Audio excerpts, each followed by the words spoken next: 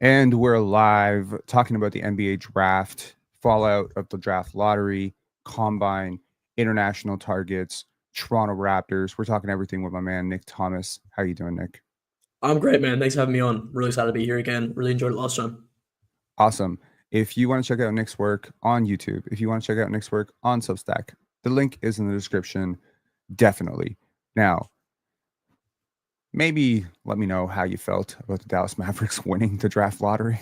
There's a lot of discussion around the conspiracies. I don't really buy into all of that. I think it's just the funniest outcome possible.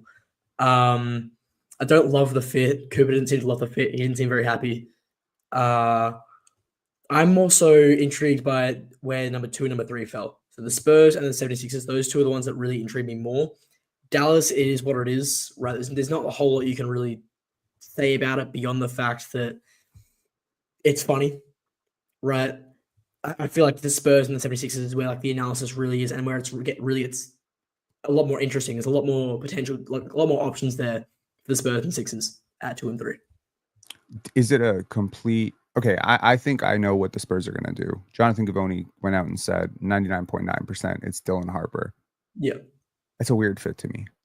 It's a Very little bit of weird. a, yeah. And so I don't feel like there's a good chance they don't take the pick, make the pick, sorry. And same with the Sixers. I don't. There's no one at the top of this draft at 2 and 3 that fits well with those rosters that you can justify taking it 2 or 3. Like justify well, in my opinion. A lot of them are these are two teams that are stacked at guard. Two teams, especially the 76ers, two teams that already have smaller guards at the 1 and the 2, right? And with the Spurs, you've already got a very ball dominant player in De'Aaron Fox that you just traded a lot for, right? Mm-hmm. So I feel like I don't know. There's a good chance that they aren't the 2 of the top 3 teams when it actually gets to draft day. There's a good chance those picks end up getting traded because as you said, the fit isn't great. I hear you on that, and I could certainly see a certain team in Milwaukee maybe making a trade for number 2, maybe looking at number 3. Who do they give up for that? Giannis, and probably a whole bunch of other stuff coming from the Spurs. But it would be a pretty interesting fit from a basketball nerd standpoint to try and see teams score on Giannis and Wemby and maybe run 4 or 5 pick and roll with Giannis. I mean, that would be pretty cool. I mean, you could invert it too. That's pretty neat. But I think the Spurs have the pieces, maybe the pieces to beat any offer, but maybe OKC's if OKC wanted to part with Chet or something crazy like that. But I don't know. We'll see. OKC is on the cusp of Game 7 on Sunday tomorrow. I'll be covering that on playback, so that's going to be fun. But overall, I think if they stay put, I probably think them taking Dylan Harper at number 2 and then worrying about the fit later Yeah, might that's the be. most likely outcome. Yeah, I mean, I love Steph Castle. I think he's really going to be a good player. I don't think he's the type of player that you like rule out your entire draft board for. Do you know what I mean? Like, I could see like he's big enough to be able to play the 3. If you put like a really good shooting, who knows? They might be able to find their small forward or shooting guard of the future with their second pick in the lottery if someone falls. So it's definitely interesting. I think Philly is the more interesting one, and all reports are that so far they're looking at Ace Bailey with that pick. How do you like Ace Bailey in Philly? Oh man, look, you know how high I've been on Ace all year. Everyone Yeah. knows how high I've been on Ace all year, but this is really just one of the worst outcomes for Ace Bailey in this draft. I don't think he'd be very happy with this fit. He's going to go somewhere where he's going to be sitting at the 4th option, maybe 3rd, depending on how the season goes, but probably 4th option. And he's probably not going to be starting from the way I'm looking at that roster. And yeah, I mean, it feels like with the 76ers landing at 3, that superstar upside for Ace is just gone, right?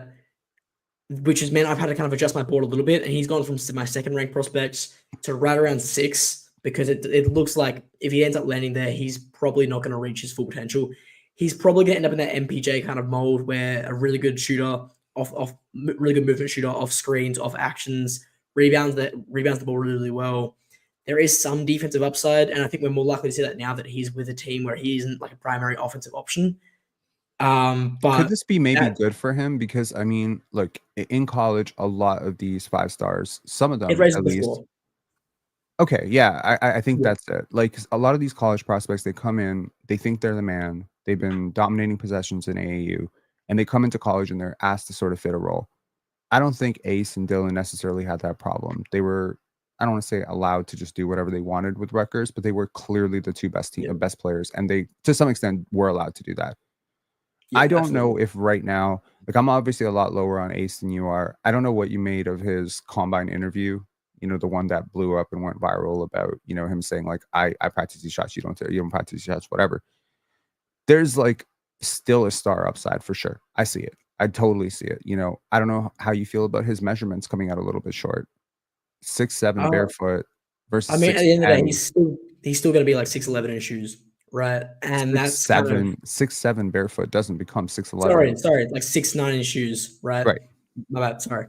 Like 6'9" in shoes, which means it's not awful measurements. These are still good measurements, but it's rough, right? It's not what we thought it was. It's not what we were hoping for, and it does diminish that upside a little bit more. He's less into that KD mold now, which again, And MPJ something to look mold out because for. MPJ is huge. Purely in terms of a physical standpoint, he's not in that KD mold anymore. He's more in that Paul George kind of Tracy McGrady kind of build, if that makes sense. And I don't see it impacting much on the offensive side because we've already seen all through last year he's able to get a shot off no matter what, right? That's not going to be impacted. I think all of these measurements do really is impact his upside on the defensive end of the ball. I think you're right for sure. I haven't seen a lot of teams really at any level be able to just take away his shot. But I have seen a lot of teams be able to deter him from the paint. And actually have seen himself deter himself from the paint. Does his at rim percentage in the half court, does that like how often he actually gets to the rim? Does that bother you at all? And does that Not also limit his floor? I'm sorry, does that also limit his upside? Yeah, I mean it's you got to weigh it up because it has always been an issue with that. He's never been someone who gets to the rim as much as you want to, given his size and his athleticism and his ability to finish at the rim. But you've also got to remember at Rutgers, there was little to no spacing, right?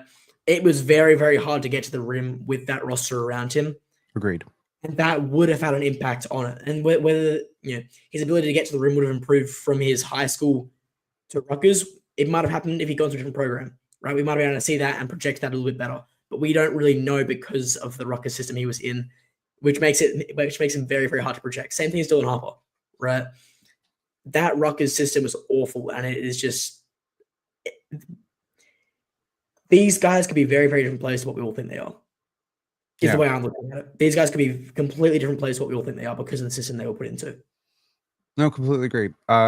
You said Philly was a bad fit for Ace. Honestly, I think Charlotte could be a worse fit for Ace. Oh, absolutely. I Personally, don't. That's worst case scenario. that's gonna be VJ Edgecombe territory right now. I'm thinking. Yes. Which I'm I thrilled about. don't hate that for him.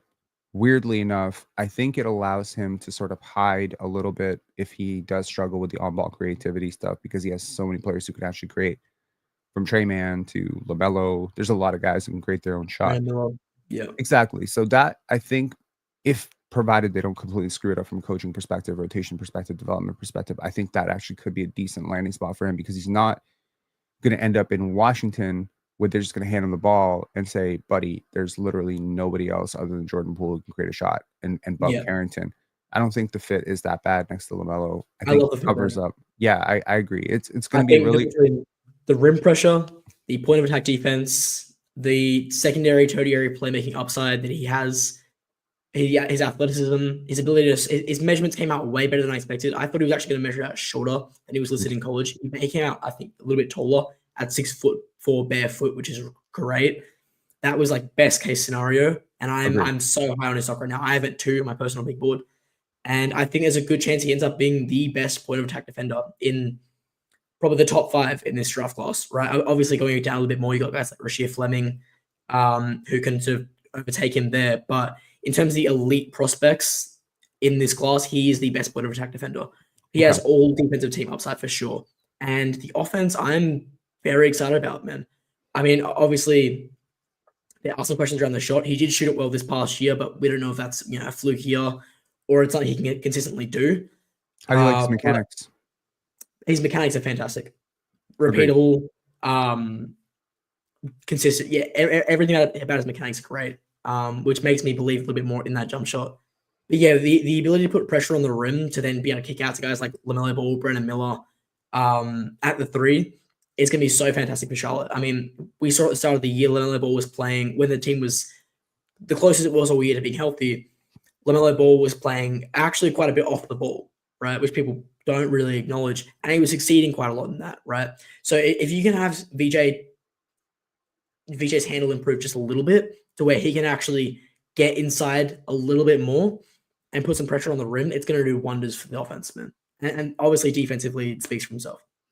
The biggest losers of this entire process of the lottery were clearly the worst teams, right? The Pelicans, the Wizards, The who else? Jazz. The Jazz. My God, the Jazz, the biggest loser of all.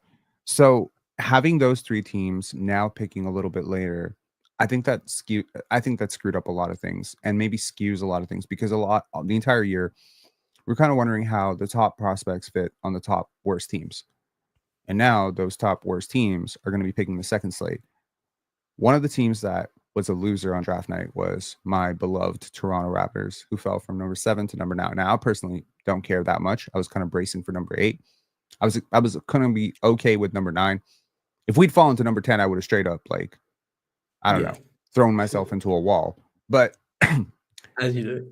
Yeah. I mean, maybe that would be a little bit dramatic. Is that dramatic to throw yourself into a wall because your team falls 3 spots? No, I think that's perfectly normal. That's just fandom. Yeah. So to the Raptor fans freaking out that, oh my God, we're not going to get a high upside player at number 9. We are 4 players deep into this draft. And I think you and I can agree that something crazy would have to happen for any of those players to be available at number 9. So if I'm the Raptors, I'm looking at, are there 5 more players other than those 4 players that I'm really excited about in this draft? So here's the question. Are there 5 players in this draft that you're really excited about that have actual star upside or at least project to be like career starters in the next 5 picks? If you're in the Raptors war room right now. In the next 5 picks or just at 9? Well, 4 plus 5 equals 9. So all I'm concerned about as a Raptor, if I'm a Masai Ujiri and Bobby Webster's war room, I'm saying I'm going to build out our draft board from 1 to 9, and I'm going to pray that number 1 is there, but he's not going to be there. So I'm going to hope that number 3 or 4 or 5 is there. But what happens if everybody ahead of us thinks exactly the way we do, and we at 9 pick our 9th player? Are we fucked? Is the question. So not necessarily. I don't think so either. either. The star upside, I believe you're probably a little bit screwed in terms of star upside. But if you're looking for career starters, as you said, I don't hate number 9. And you still got some great options at number 9, most likely. Carter Bryant should be available around that range. Super high floor, very projectable role as a rookie. There are some self-creation concerns, but he's a sure thing, right? Did you see his interview? I did.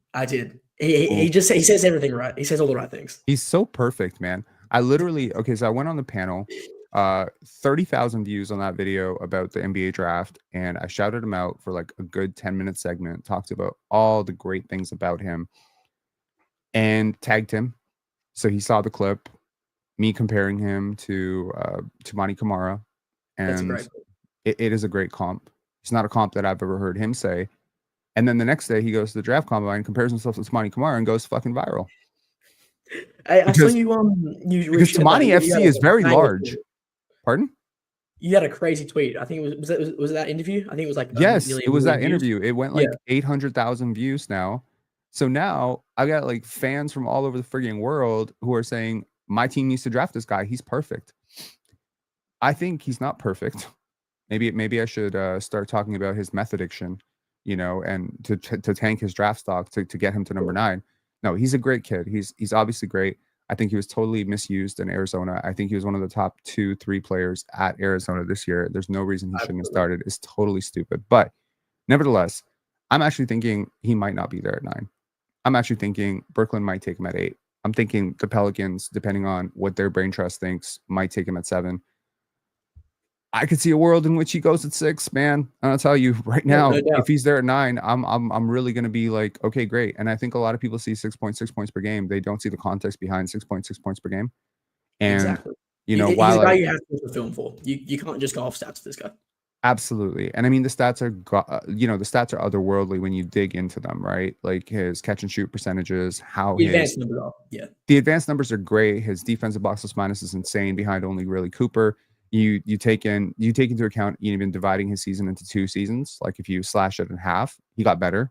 He didn't get worse. There's a lot of Yeah. prospects that got way worse throughout the year. He got way better, right? So yeah, I don't know. So he's awesome. But apart from Carter Bryant, who let's just pencil him at 9. Yep. So I've got another 2 guys here at the number 9 spot. So Adou Thiero, he's kind of like a Jaime Jaquez-esque player. I love Adou. I don't think he'll go number 9 though. No, he's someone I'm higher on. I don't know if he's in that range realistically. I'm right? super high on him too, by the way. Like it's nice to meet a fellow Adou head. That's probably Adou head. Thiero right. Thiero head. I mean, it's right there. Thiero head, man. Thiero head is so much better. No, I love Adou. I think he got so much better this past year. He's I've watched so many interviews with him where he talks about like getting more explosive, and it worked. My God, like he really is fundamentally transformed his explosiveness at the rim. So athletic, man. He's so strong. Do you remind me of Jonathan Kuminga a little bit? Swingman. I love him, man. And he finishes so well at the rim as well. Puts great pressure on the rim. He does, and his strides and just his I want to say just like his intensity. And I really just love young players who like contact. He does not shy away from contact. He has no problem with contact. So yeah, I'm not sure about him at number 9. I think with guys like him and Rasheer and perhaps like Colin Murray Boyles, yeah, it's great somewhere, in the draft. Maybe after 13, 14, I could start to look at those guys. I think there are guys who are younger, like Jeremiah Fears and Colin Knippel, that probably project to at least maybe have more theoretical upside. I don't know. I mean, look, there's a reason why there's so many MVPs and finals MVPs that have gone in the teens. People, second guess it. They're too old. They're too slow. They're too this. They're too that to go, that high. My view is if you truly believe that Adou Thiero is going to be an all-star, shit, pick him at 6. I don't care. Like, it's fine. This is like a career starter, as you said. That's kind of what I'm looking for at the 9 spot. Okay. Just something I can say, something you can not necessarily build around, but help to build around what you're trying to build, right? So let's just say our job right now is to kind of construct, the Raptors board, right? So we've got the top 4 off the board. Is Carter going top 9 if you're in the Raptors war room with Masai? Is he there? Man, I don't look. A couple of months ago, he was like late first round. Like a month ago, he was mid first round. Right now, he's potentially top 10. I don't know where he's going to be by the time the draft comes around. Yeah, we have a super chat from Cass. Appreciate you, Cass 2929 W content. Thanks for all the draft coverage, and Nick for taking the time to come on lives. Great analysis from both of you. Hit the like button. Appreciate you, Cass 2929. Appreciate it. Yes. Okay. So let's just build out a Raptors draft board. Let's just because here's the thing. This is my selling point to the Raptor fans. Worst case at 9, your 9th best player is there. So as long as, and this is the way I've always thought about the draft, if you're picking at 7, are there 7 players that you're in love with in this draft that you're comfortable picking with at 7, right? Yeah. If there's only 6, you're praying somebody else rises, right? If there's only 5, like it's just, I view it just like the lottery. I don't know if I ever shared this with you, but my viewpoint on this is never to look at players as stars or busts or anything. I look at players like lottery balls. It's the same thing, right? It wasn't that the Utah Jazz had the number 1 pick. They had a 14% chance at number 1. So it's not like Cooper Flag is an MVP. He has like a 1 to 2% chance to be a future league MVP. So when I look at Carter, it's not that I think that he's a career role player. He has a significant, portion of his pie is role player. Some portion of it is career starter. But he does have like a touch of upside of maybe an all-star. A lot of million things have to go right for him, and he has to work very, very hard for it, and he has to be in the right development system and all that stuff. But so let's, if you don't mind, let's try to construct a board for the Raptors till we get to number 9, and let's just figure out how we feel about the player that we put at number 9. So I'm the Raptors. My number 1 pick is probably Cooper. I'm going to say my number 2 is probably Dylan because I have some creation issues and I don't have a lot of guards. Before we continue, what are you exactly looking for, right? Because I watch as much as I can of every team, but you would obviously watch a little bit more Raptors than I would. You're probably watching every single game, right? Mm-hmm. So, whereas I might only watch 40 to 50 games. Okay, cool. So I'll play the role of Masai Ujiri here, and I'll let you know what we're looking for. So to give you a very brief overview of the Raptors, our star player is a 6'8" guy with a 7'4" wingspan named Scotty Barnes. And he has some issues at times creating his own shot. He got a lot better at it this year, but he's still a work in progress. We have a world of depth at the wing between Grady and Jacoby, guys that we're really high on. Ochai popped off for us last year as a catch and shoot shooter. We don't have a backup center. We weren't great protecting the rim. We weren't great at getting into the rim. Our half-court offense really sucked. Our self-generated half-court offense, like without a pass being made, was some of the worst in the league. Our isolation scoring was some of the worst in the league. We're not sure if we can necessarily address this, but we did become a top 4 defense for the last 44 games of the season, and we would like to add to that. What we're looking for in this draft is really a prospect who does not project to be a defensive liability, a prospect that is a really good culture player, a prospect that doesn't have work ethic or character issues or any red flags. We're not looking for someone that we need to teach to work hard. We're looking for a player that believes in the grind approach of step by step. We're also looking for a player who's maybe not going to crib too much about coming off the bench because we did trade for Brandon Ingram. And Brandon Ingram is going to start, and RJ Barrett's going to start, and Scotty Barnes is going to start. We're also looking for a player who qualifies as selfless. So now, with all of that in place, also, we're probably looking to be a playoff team next year, which means this player might actually do some G League reps the same way that Jacoby did last year. Okay. We're going to need a player that doesn't have a huge ego. We're also going to need a player that's going to be comfortable maybe having, their minutes cut altogether for months on end if they struggle. So that's really what we're looking for. We're not looking for a player who's going to get lost in the weeds and have to consistently be motivated. We're looking for your DeJounte Murray archetype of a guy that you say, you're not going to play this year. And he says, coach, give me the fucking keys to the gym. I'm going to be in there. You know what I mean? So the grinders. So that all being said, obviously Cooper is the number 1 pick, right? Right. We cool with Dylan? I think Edgecombe is 2. In terms of Raptors and Raptors fit, I like Edgecombe a bit more than Dylan. Okay, cool. So Edgecombe is number 2. Okay, so now, wow. Okay, Edgecombe is number 2. Let me just write this down. I also have Edgecombe over Dylan in my normal draft board as well. Okay, cool. But depending on some team fits, I would take Dylan over. So if I'm Masai Ujiri and Bobby Webster, sell me on VJ Edgecombe over Dylan Harper before I fire you. Okay. Again, I just like VJ so much, and unless there's like a genuine, amazing reason to take Dylan as a clear team need to take Dylan. Okay. I'm taking VJ for every single team for all the reasons I outlined earlier for the Charlotte Hornets, right? All defensive upside, right? Secondary / tertiary playmaking upside, right? Cool. Put amazing pressure on the rim, extremely explosive, and has a pretty projectable shot. I gotta be honest, I'm not sure if the Raptors put VJ over Dylan, but I am positive. I heard this last year. They love him. They like him a lot. So I did hear this from somebody through the grapevine that they were very, very high on him last summer. And I genuinely thought if they missed out on Cooper Flagg, which was the big target, that maybe, earlier in the year when VJ was struggling a little bit and there was some talk that he might fall out of the top 5, I'm like, maybe that's their target. So, okay, let's go VJ number 2. What's number 3? Dylan Harper. Yeah. Okay, cool. So Dylan Harper, number 3 for the Raptors. Okay. Number 4, I'm very clear on. Khaman Malauch. Yes. So is part of your thinking of moving Ace off our board, moving Ace down our board? Not that it really matters because he's not going to be that number 9, so I could give a shit less, honestly. But is part of your thinking that he doesn't fit well with Brandon Ingram, Scotty Barnes, etc.? Yes, absolutely. Okay. Yeah, another tall, rangy wing. But we have such a but we don't have a lot of guys who can create their own shot the way he can. In fact, I would argue, apart from Brandon Ingram, I mean, I don't know how you feel about RJ Barrett and Emmanuel Quickly. I don't I'm find very high on either. RJ.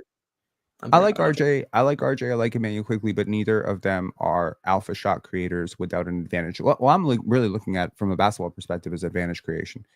I don't have a lot of guys who can beat their man without a screen. Scotty can't beat his man without a screen. RJ can go left. Emmanuel Quickly has a flat, slow release. You know, that's why he's always parked out 29 feet away from the rim, because he doesn't get it off well and he doesn't finish well on the rim.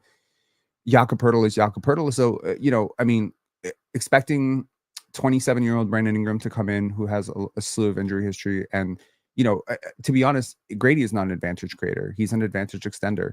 So really, the Raptors found themselves consistently thrust against the wall time after time. They don't have anybody who can break their man off the dribble and actually get their own shot. Is Ace Bailey not the Raptors' dream fit in that context? Off the bench? No. Because you really can't play him alongside the rest of you guys. If I'm going to go for a shot creative, like a primary shot creator, right, in this draft, which I'm going to this next pick, I'm going someone I can play them all together with. Okay. So with Khaman, I just love the fit, right? Crazy ground coverage, crazy defense, super mobile, as I said. Measured out really well at the combine.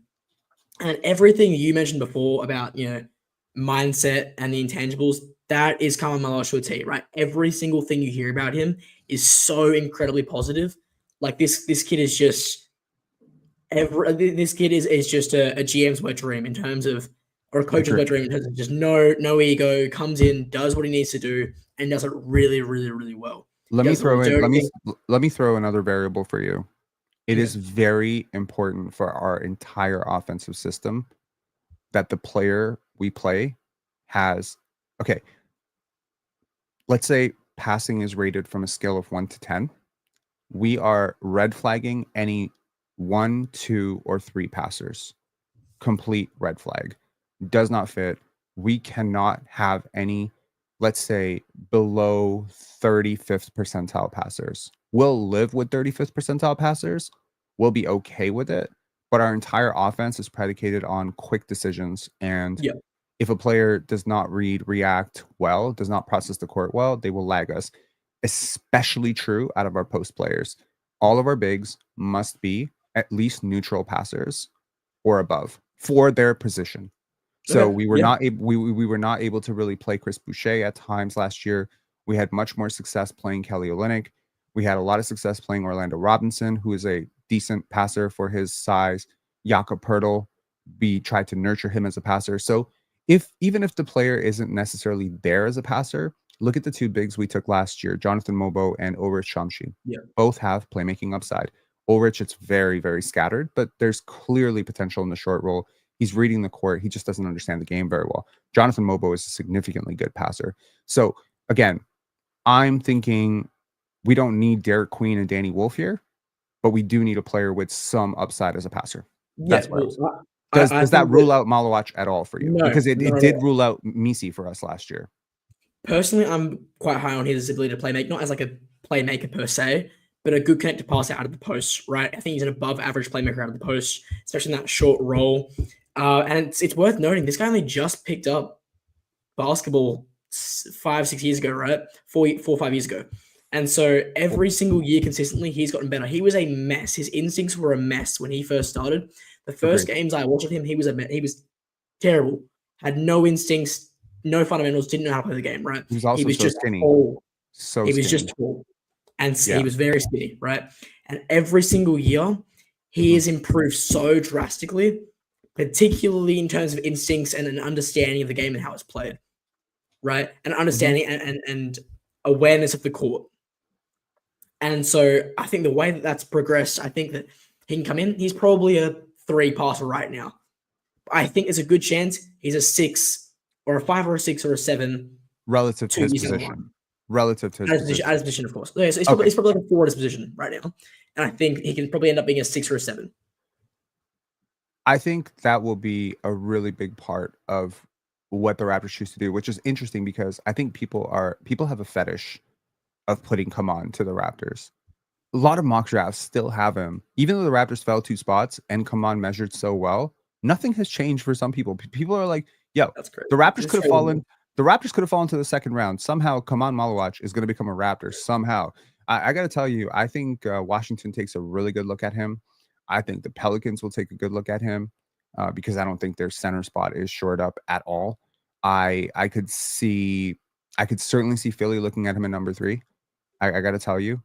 So I don't know, man. So yeah, that's just where I'm at. But you have Khaman Malauch number 4. Give me number 5. Is it at now? Are we at Jeremiah Fears? Oh damn. Yeah, Okay. Jeremiah Fears.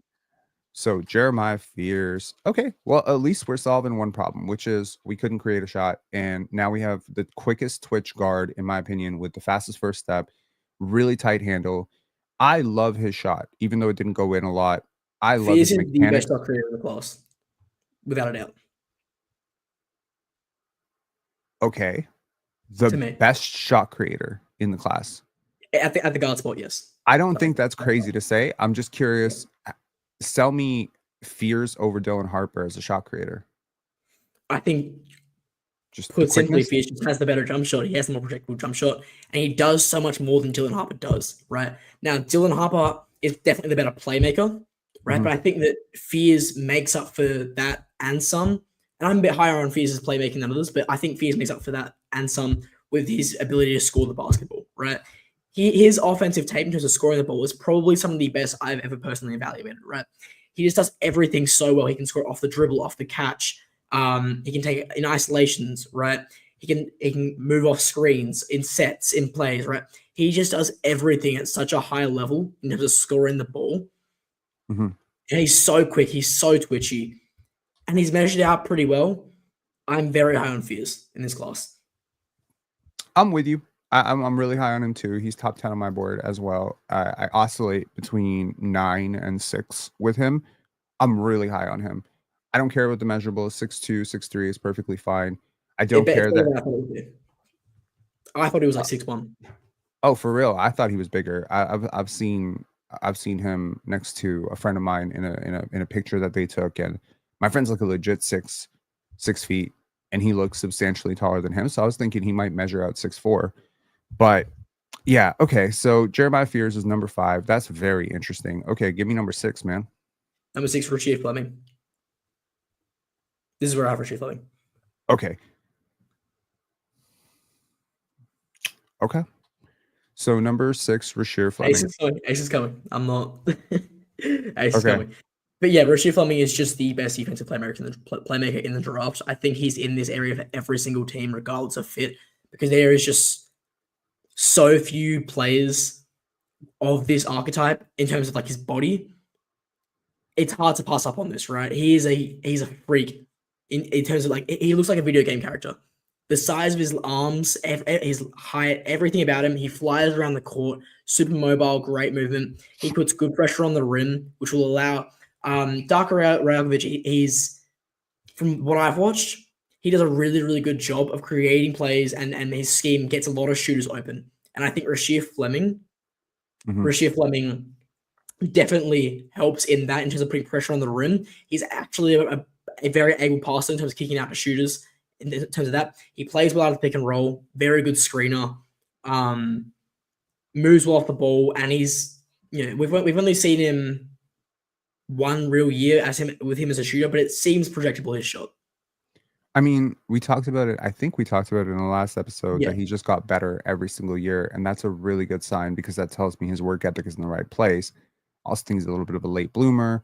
Wasn't necessarily the highest ranked guy coming out. I do like him. Now, here's the thing. I've seen a lot of people comparing him to small forwards. I've watched him a lot over the last few weeks. I'm very blown away by him, but I don't think he's a small forward at the next level at all. Yeah, that's exactly it. I think he's a 4-5. Now, what's interesting here is he's not marketed as a 5. I actually think being marketed as a 5, given how he measured, would actually substantially raise his draft stock more than hurt it. Because again, this does come down to marketing. What's the marketing?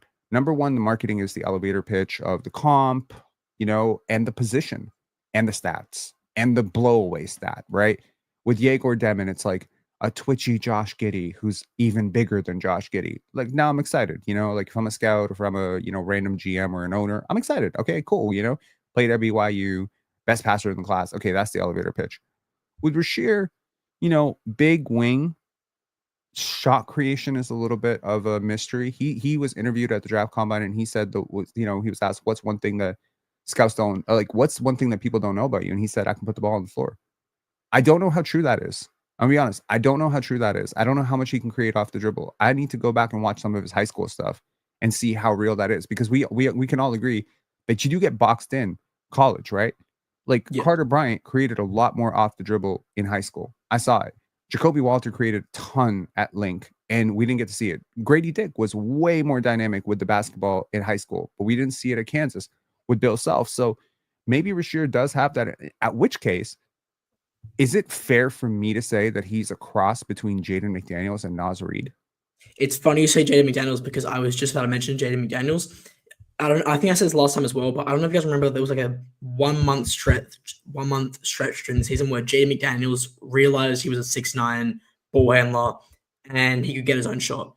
And he was just going off for like a month. That's the upside I see with Rasheer Fleming. Mm-hmm. That's how I kind of see him coming out at his peak, but that at like a consistent level. Yeah.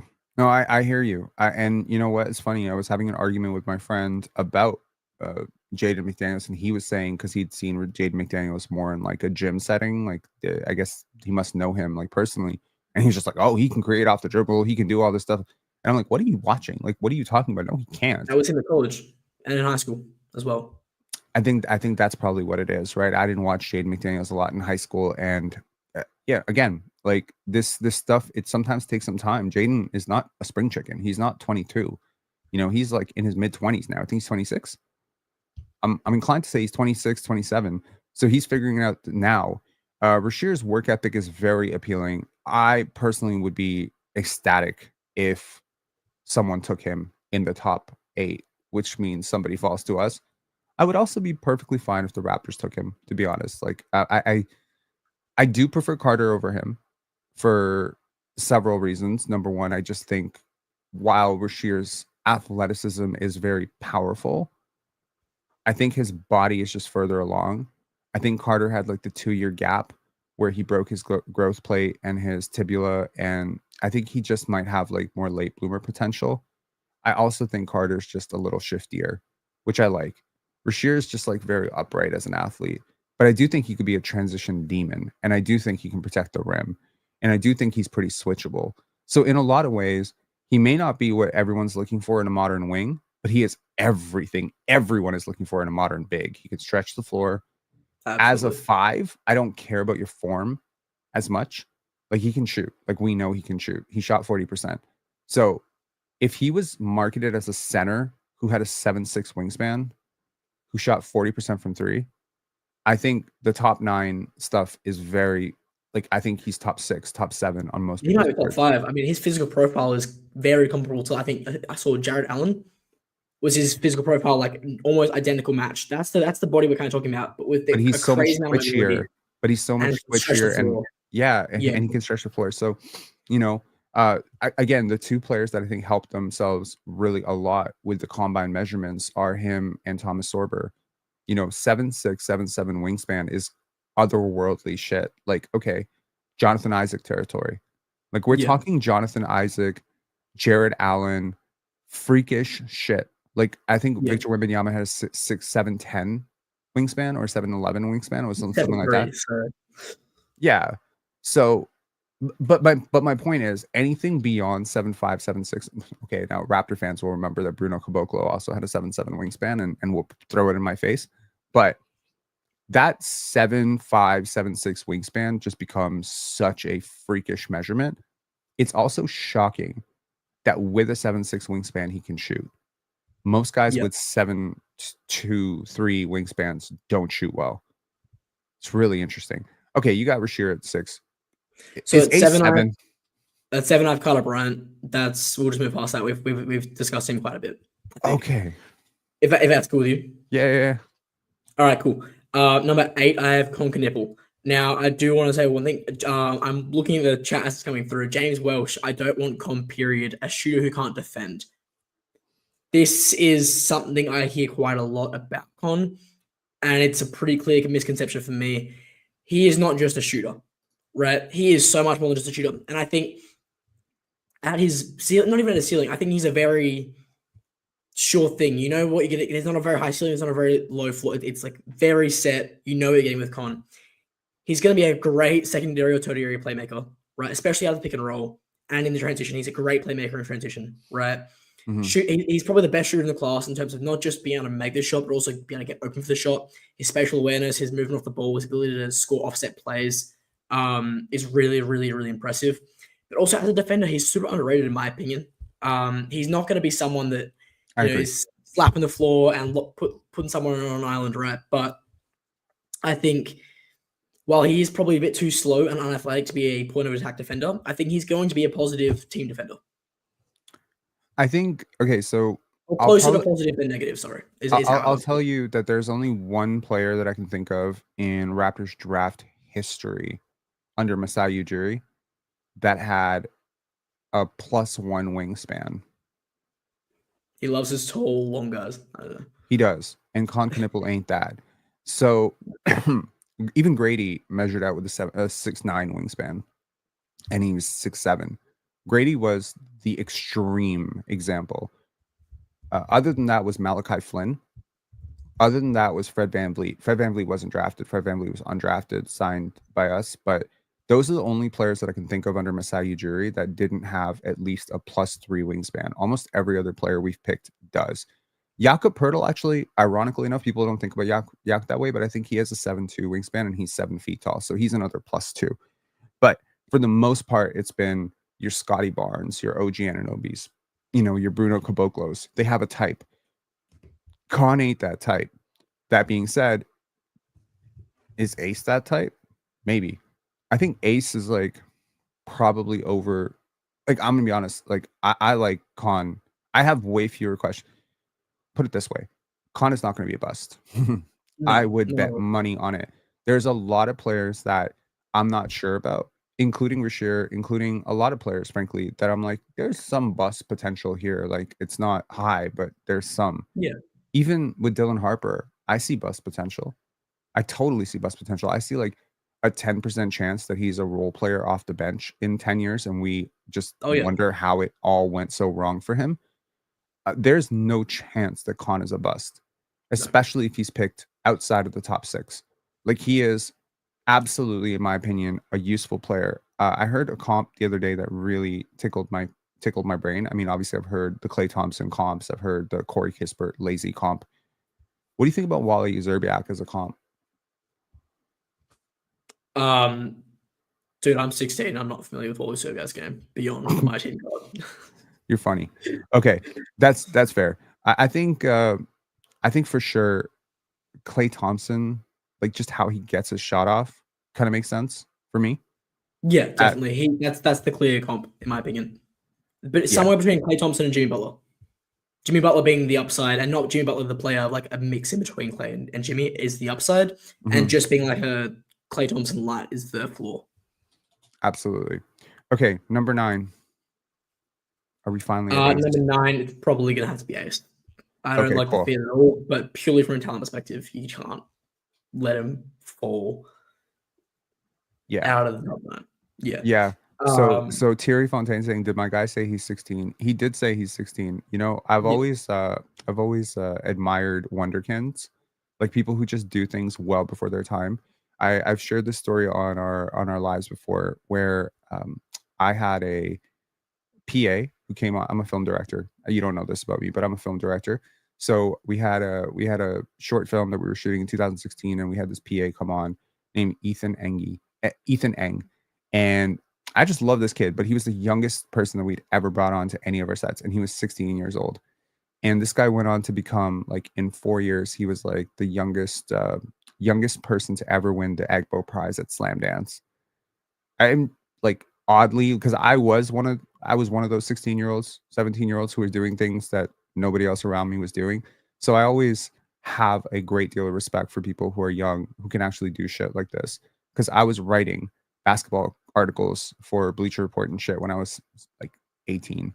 So yeah. Anyways, long story short, really, really cool that you're doing this at this age, because most people are not doing anything at this age. And I think especially with your generation, most people are not doing jack shit at this age. So I've been doing this since I was like 12, man. So I'm pretty used to it now. I feel like I'm pretty up in it at this point. But you know who else was like this? Jonathan Givony was like this. Yeah, Jonathan man, Givony was just like you. He was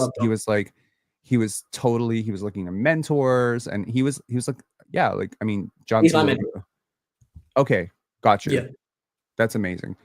Yeah.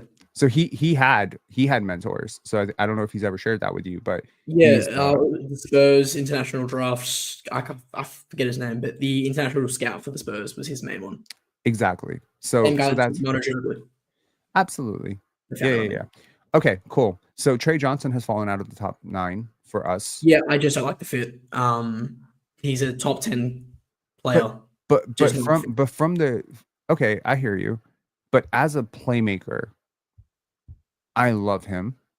As a shot creator, I love him. As a defender, I don't love him. But do I love him any less than I like Con Knuppel? I mean, given the context, fair point here. I don't think he had anywhere near the defensive personnel around him that Con did to protect him, right?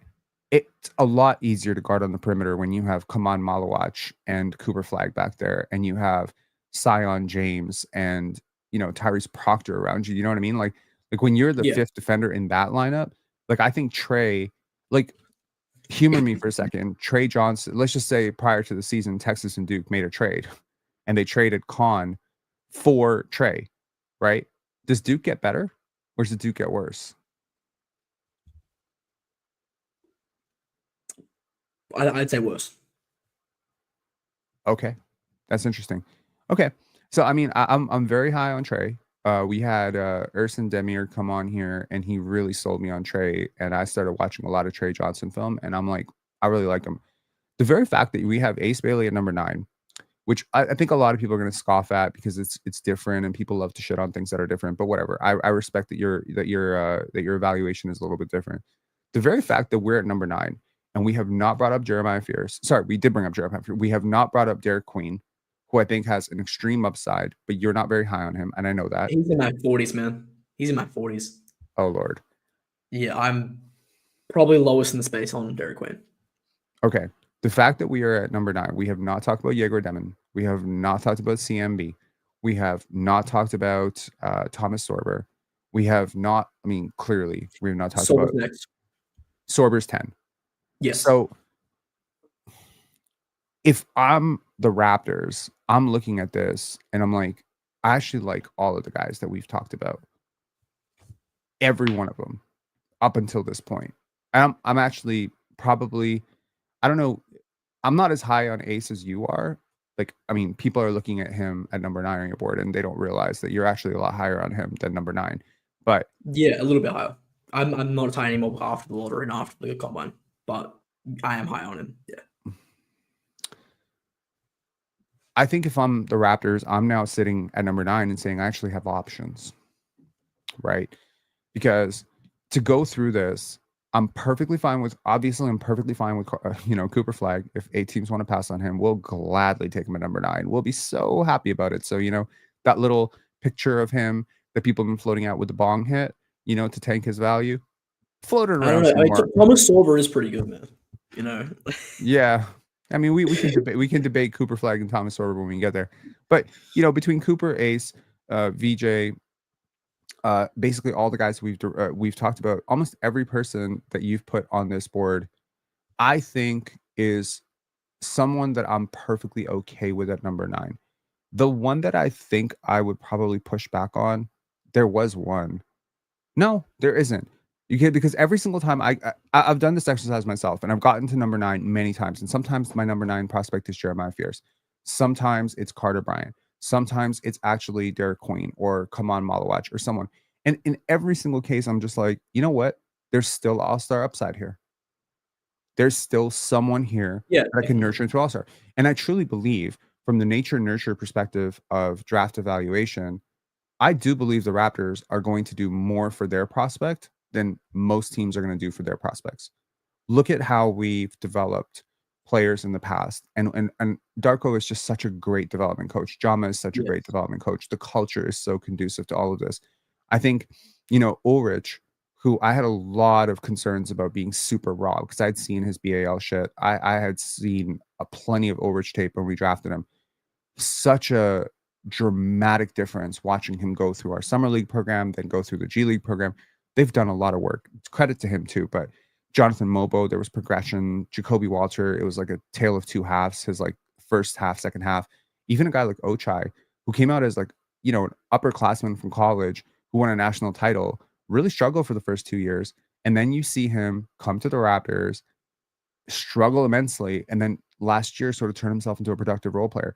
So every single player I see is trending up.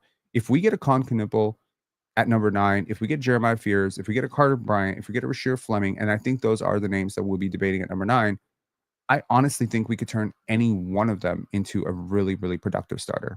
And For anything sure. beyond productive starter is honestly, that's up to God, Okay, so we talked about the Raptors board.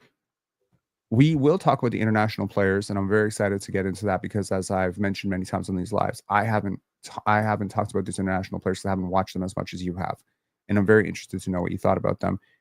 In terms of the depth of the draft, last time we were talking, we were concerned about the depth of this draft. There's a lot of players who had gone back. Now we've seen some players sort of emerge, right? Avdalas is a player who is sort of emerging. Ersin Yang is a player who is emerging. Ryan Kalkbrenner is not a player who's going back to college basketball. Very relieved. Jameer Watkins looks like he's probably staying put, and I really like him. Adou Thiero is not going back to Arkansas. So there's a lot of players that I was like, will they stay? Will they go? Still, jury's still out on what Yaxel is going to do. But other than that, Maxime Renaud seems to be rising up a lot of people's draft boards. I've seen him mocked late lottery, and for good reason. Like his touch, his feel, his late arrival to the game, his apparently genius IQ. So how are you feeling now compared to 2 weeks ago when we did this about the Raptors depth options at number 39? And give us like a few names that we should be looking for at 39. For sure. Well, I mean, there's a lot more depth now than there was. I mean, a lot of the guys you named who I am very high on, for example, Ryan Kalkbrenner, Maxime Renaud, I'm not sure they're available at 39, but they're worth taking note of, especially Renaud. Man, he's getting lottery buzz right now, which is crazy because he wasn't getting any kind of draft buzz 12 months ago. And I think I will talk about him for a second now because I think he's a really interesting prospect because people see his age, he's 22, and they assume he's another one of these, late, older college guys, instant contributor, low ceiling, high floor, what he is kind of guy. That's not what he is at all, actually. He only started playing basketball 3-4 years ago. So you have to take that into account when assessing his upside. His IQ is insane, right? He's actually like, from what I know, he's like legally a genius in terms of like his IQ and all of that. He went to the top school in France for his education before he came over to the States. Really, really smart kid. Picks up on everything like that. Like I'm talking like probably the best basketball brain in the draft is Maxime Renaud. More than Egor Demin. Yes. Wow. Okay. From what I've heard. Now these are like I'm talking about. I'm not talking about what I'm able to see on the court. I'm talking about what I've actually heard in terms of like coaching staff and what they actually have to say about. But how do you kind of see my point about elevator pitches? Yes, yeah, I understand. Because now I am so hooked on this guy. Okay, like look at the elevator pitch. Smartest guy in the draft. Late to basketball. I think he was like a walk on or something, and like when he was 18, so he's 22. So he's been playing basketball. He didn't start playing basketball all till he was 16. Didn't start playing organized basketball till he was 18, and he walked on for college. Yes, that's insane. So when I see that progression, and I also see the fluidity with which he moves, and then you tell me he's legally a genius. And a lot of people who run basketball teams are extremely smart, or at least they think that they're extremely smart. There is a difference. Yeah, everyone thinks they're smart, so they're immediately gonna. And there's a lot of I would say, in terms of the Venn diagram of what people think intersects with smart. There's a lot of things that people associate with people who are smart. They think they're going to be more responsible. They think they're going to take their development more seriously. They typically assume that smart players have a higher floor. Almost every player that has a bust tag, what people are really saying about that player is they're kind of stupid. Yeah. Like, nobody ever talked about Shane Battier as a potential bust, ever. Nobody ever talked about Grant Hill as a potential bust, ever. These guys are really smart. The people that people talk about as busts are the people who come off as kind of stupid. That's just the truth. They have low IQ. They're very high Usually turnover, shot chucking. You know, they have a certain maybe vernacular or a circle or a reputation, or maybe they, I don't know, got busted for like weed, or, you know, even like, but academics, you know, you know, the bust thing. There's a lot of prospects that have fallen down draft boards because people said they had academic issues, and people think definitely that's something I look at personally. That's something I'm very high on. I agree with you, because, you know, like, so Yaxel Vandenberg is a great example of a player that had eligibility issues early on. Like, he was like, you know, he apparently, you know, didn't want to go to school and all that stuff. He's playing video games. This is something I heard from Jonathan Gavoni in that KOC interview. So I'm just repeating something that I've heard, but that's something that kind of scares me away from a player a little bit. Like, Completely. you didn't take your career seriously enough. Someone had to push you. Now you're going to be in the pros. You're going to be, you know, armed with millions of dollars.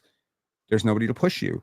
Ironically, Adam Morrison, 2006 draft pick, part of the reason why DeAndre Ayton, there's a lot of players that have just kind of got lost in, like, I'm a pro basketball player. I'm just going to play video games all the time now.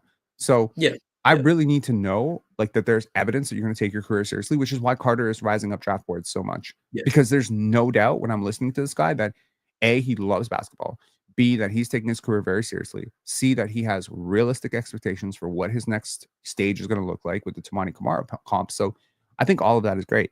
Okay, so apart from Maxime Renault, who's probably not going to be there at 39. No, actually, I would bet money that he's going to be gone by 20. Is there anybody else? I don't think Ryan Kalkbrenner is going to be there at 39 either. I think he's going to be gone late first round. For sure. 4-time conference player, defensive player of the year. Masai would love him. I wouldn't be surprised if you guys end up trading up for him, especially needing a backup big. He's a sure thing. He can space the floor.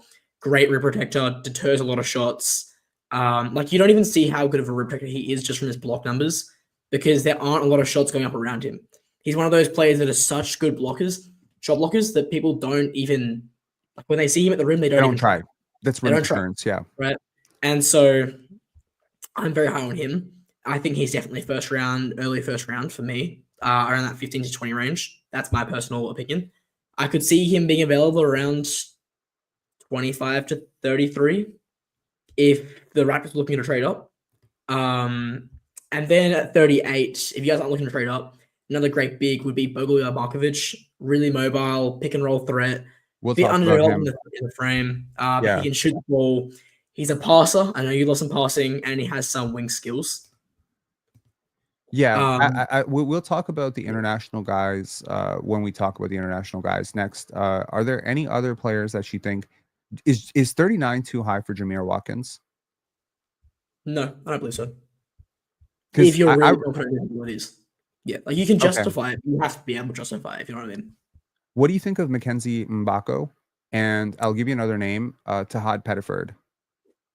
Man, look, with Mackenzie, I was really high on him at the start of the year. He obviously had a very rough freshman year. It just didn't get better. He just really struggles to put the ball in the hoop. He's a good all shooter. the intangibles are there, but he just... You don't think he's a good shooter? No. So the percentages are lying. Yes, and he's not a good scorer at all. I agree about the score theft. What about Miles Bird? I mean, Miles Bird? Yeah, man, he's had a great last few days, measured out really, really well. I think freakish defense. Yeah, great defender. I kind of believe in the 3-point shot, and I'm struggling on Bird, man. I mean, at the start of the year, I was very low on him. I kind of peaked at one point at like around mid-year. I had him around 25. He fell back down to about 65, and then he's done extremely well the past few days at the scrimmages, at the combine.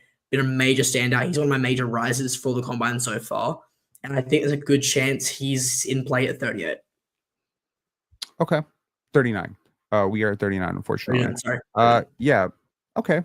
So I mean, I'm liking the depth a lot more. There is one more. If I can throw one more before we move on. Go ahead. This is a bit of a curveball.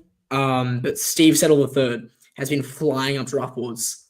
Like 6'11", guard skills, shoots the ball really, really well. Shot 41% from three. He's at Temple.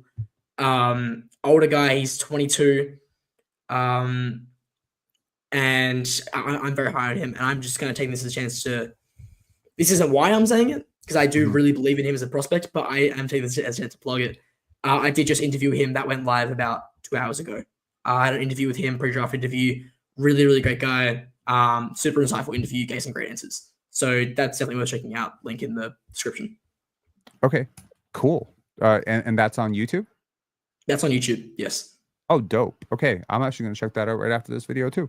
Okay, let's talk about the international players. Now, there's a lot of international talents here. Egor Demin did himself a lot of favors at the draft. I'm hearing buzz about him as high as 7, which to me personally is a little rich, but also I get it. Also, he's going up against chairs. So I don't know how I feel about Egor Demin. Man, neither do I. He's either, as I said, I'm still working out the specifics for my big board, right? So I keep track of around 500 places cycle, and that gets cut down at this time of year. And so I'm fully reworking my board at the moment, and I can't decide if he is late 30s or if he's top 10, because there's no middle ground. You have to convince yourself one way or the other with him, in my opinion. That's the way I look at him. Really, really smart. Some people still don't think he's a shooter, which is crazy to me because he's a fantastic shooter. I'm still hearing stuff like that about him not being a good shooter. He was a great shooter in Europe. He's always been a good shooter. He had some sort of streaky issues this year. But I think he's still a projectable shooter at the NBA level. Thank you, Johnny A, for the. Do you want to read out the? Yeah, Johnny A with a super chat here. Thank you so much, Rob. Once again, proving why he's #1 in the space. Smash the like, y'all. Yeah, to the 250 people or so in here, please definitely do like the video. It helps get the video out to more people. Feel free to share it on Twitter. We'll be here for another 30 minutes, also, or 40 minutes or so. We'll also be taking some questions. So if you have questions, whether you want to super chat it or whether you want to just ask a question, definitely we'll have some time to answer some questions towards the end. That's why we do lives, so that there's interaction and Okay. So I think the questions with Egor are obviously physicality. Does he get to the rim? The defense. There's a lot. Kasparis, I have the same questions. A lot of the same questions, except Egor is a better passer, in my opinion. I'm higher on Kasparis because he's a lot more predictable at the NBA level. I feel like he's able to play on ball and off the ball, which means that if it's not falling, if it's not working, he can still operate off the ball, and he's a great move off the ball. So there's a lot more you can do with Kasparis than you can do with Egor. And by the way, I'm so confused on the pronunciation of Egor's name, because on all the broadcasts and all the discussions I hear, it's Egor. But with all the Russians I've spoken to and the guys that covered him in high school, they say it's Egor. So is it Egor or is it Egor, from what you know? Okay, so Egor in Russian is Igor. Typically, I have a lot of Egor friends in my life, right? Yes. Egor, I think, is an anglicization of a name that, when correctly pronounced, I don't think it's Igor. I'll have to ask a Russian friend of mine. No, I think it's Egor. Sorry, Egor. Yeah, it's closer to that, but it's neither Egor nor Egor, but it's not Igor, because Igor is IG. So, anyways, nevertheless, I think Egor is definitely a lot closer than what people do say in America, and he's introduced himself as Egor Demin. I think Kasparis is like a funny name too, because he a lot of people call him Jakuchonis. It's Yakuchonis, so there's a lot of mispronunciations. Khaman is constantly being mispronounced. There's a lot of names that people are going to have to get very familiar with, because these are going to be high lottery picks. I heard Egor give an interview where he was talking about his fit on the Wizards, and he specifically talked about how he wants the ball in his hands, how he sees himself as a decision maker in the middle of the court. And I love that idea of him. And in a purely hypothetical sense, if all of this translates, he really is like a top 5 player in this draft. If the If it best translates, thing, like if yeah. it all works, a 6'9" playmaker who moves as fluidly as he does, is as athletic as he is, has as much like shooting upside as he is. I don't know if he's a great shooter right now. I'll disagree with you on that. I don't know if he's a great shooter. He had some struggles, but I do think he has a projectable mechanic that he'll translate to a good shooter. And if the defense can be even halfway competent and they can hide him a little bit, I mean, shit, we hide Luka Doncic, we hide Jokic, like we hide players all the time. He's not going to be a great defender. I don't think he moves well laterally, but East-West is different than North-South. I think he could be like Josh Giddey. You know, I That's the see, combo I hear a lot of. Yeah. yeah, like I definitely see a lot of Josh Giddey. I see a lot of that creativity. I don't know about his handle being like, twitchy enough to just get downhill. Is it tight enough? I To mean, be a Josh Giddey lead gets down to guard. plenty. He has no handle at all. Well, he has a handle, but not a bag. He's not twitchy. You know what I mean? That's fair, and Egor is definitely twitchier than him. So I mean, like, I don't know. I think the Raptors could be interested in him, to be honest. Like, I know that the Raptors, love big playmakers. They love passing, and with a coach like Darko Rajakovic and a general manager like Masai Ujiri that infamously, tried to create Vision 6'9", passing on a 6'9" point guard, to me, at least a guy who has the potential to play point guard, would be crazy. Is there Yeah. any chance in hell that you could ever see him transitioning, maybe as his body fills out a little bit, to To being a 3, 4? a 4. No, Yeah, because a 3. he measured out bigger than Ace. He Yeah, measured out taller than measures out so well. Rasheer. He's probably the biggest riser of the combine so far in terms of just measurements. 6'9" barefoot, which is really impressive. I don't see the 4 though. I think it's more of a mentality issue. I don't think he's ever going to have the ability to, or the drive to want to go, pound for pound against these massive 4s at the NBA level, right? You talk about 4s, we're talking about guys like Rasheer Fleming, right? We're talking about Giannis. I don't think he's going to have the right mentality to go head to head against those guys. At the 3, I could see it as like a secondary ball handler, Right. right? And as a shooter. I mean, Lauri Markkanen is a 4. It's worth saying. Lauri Markkanen is a 4.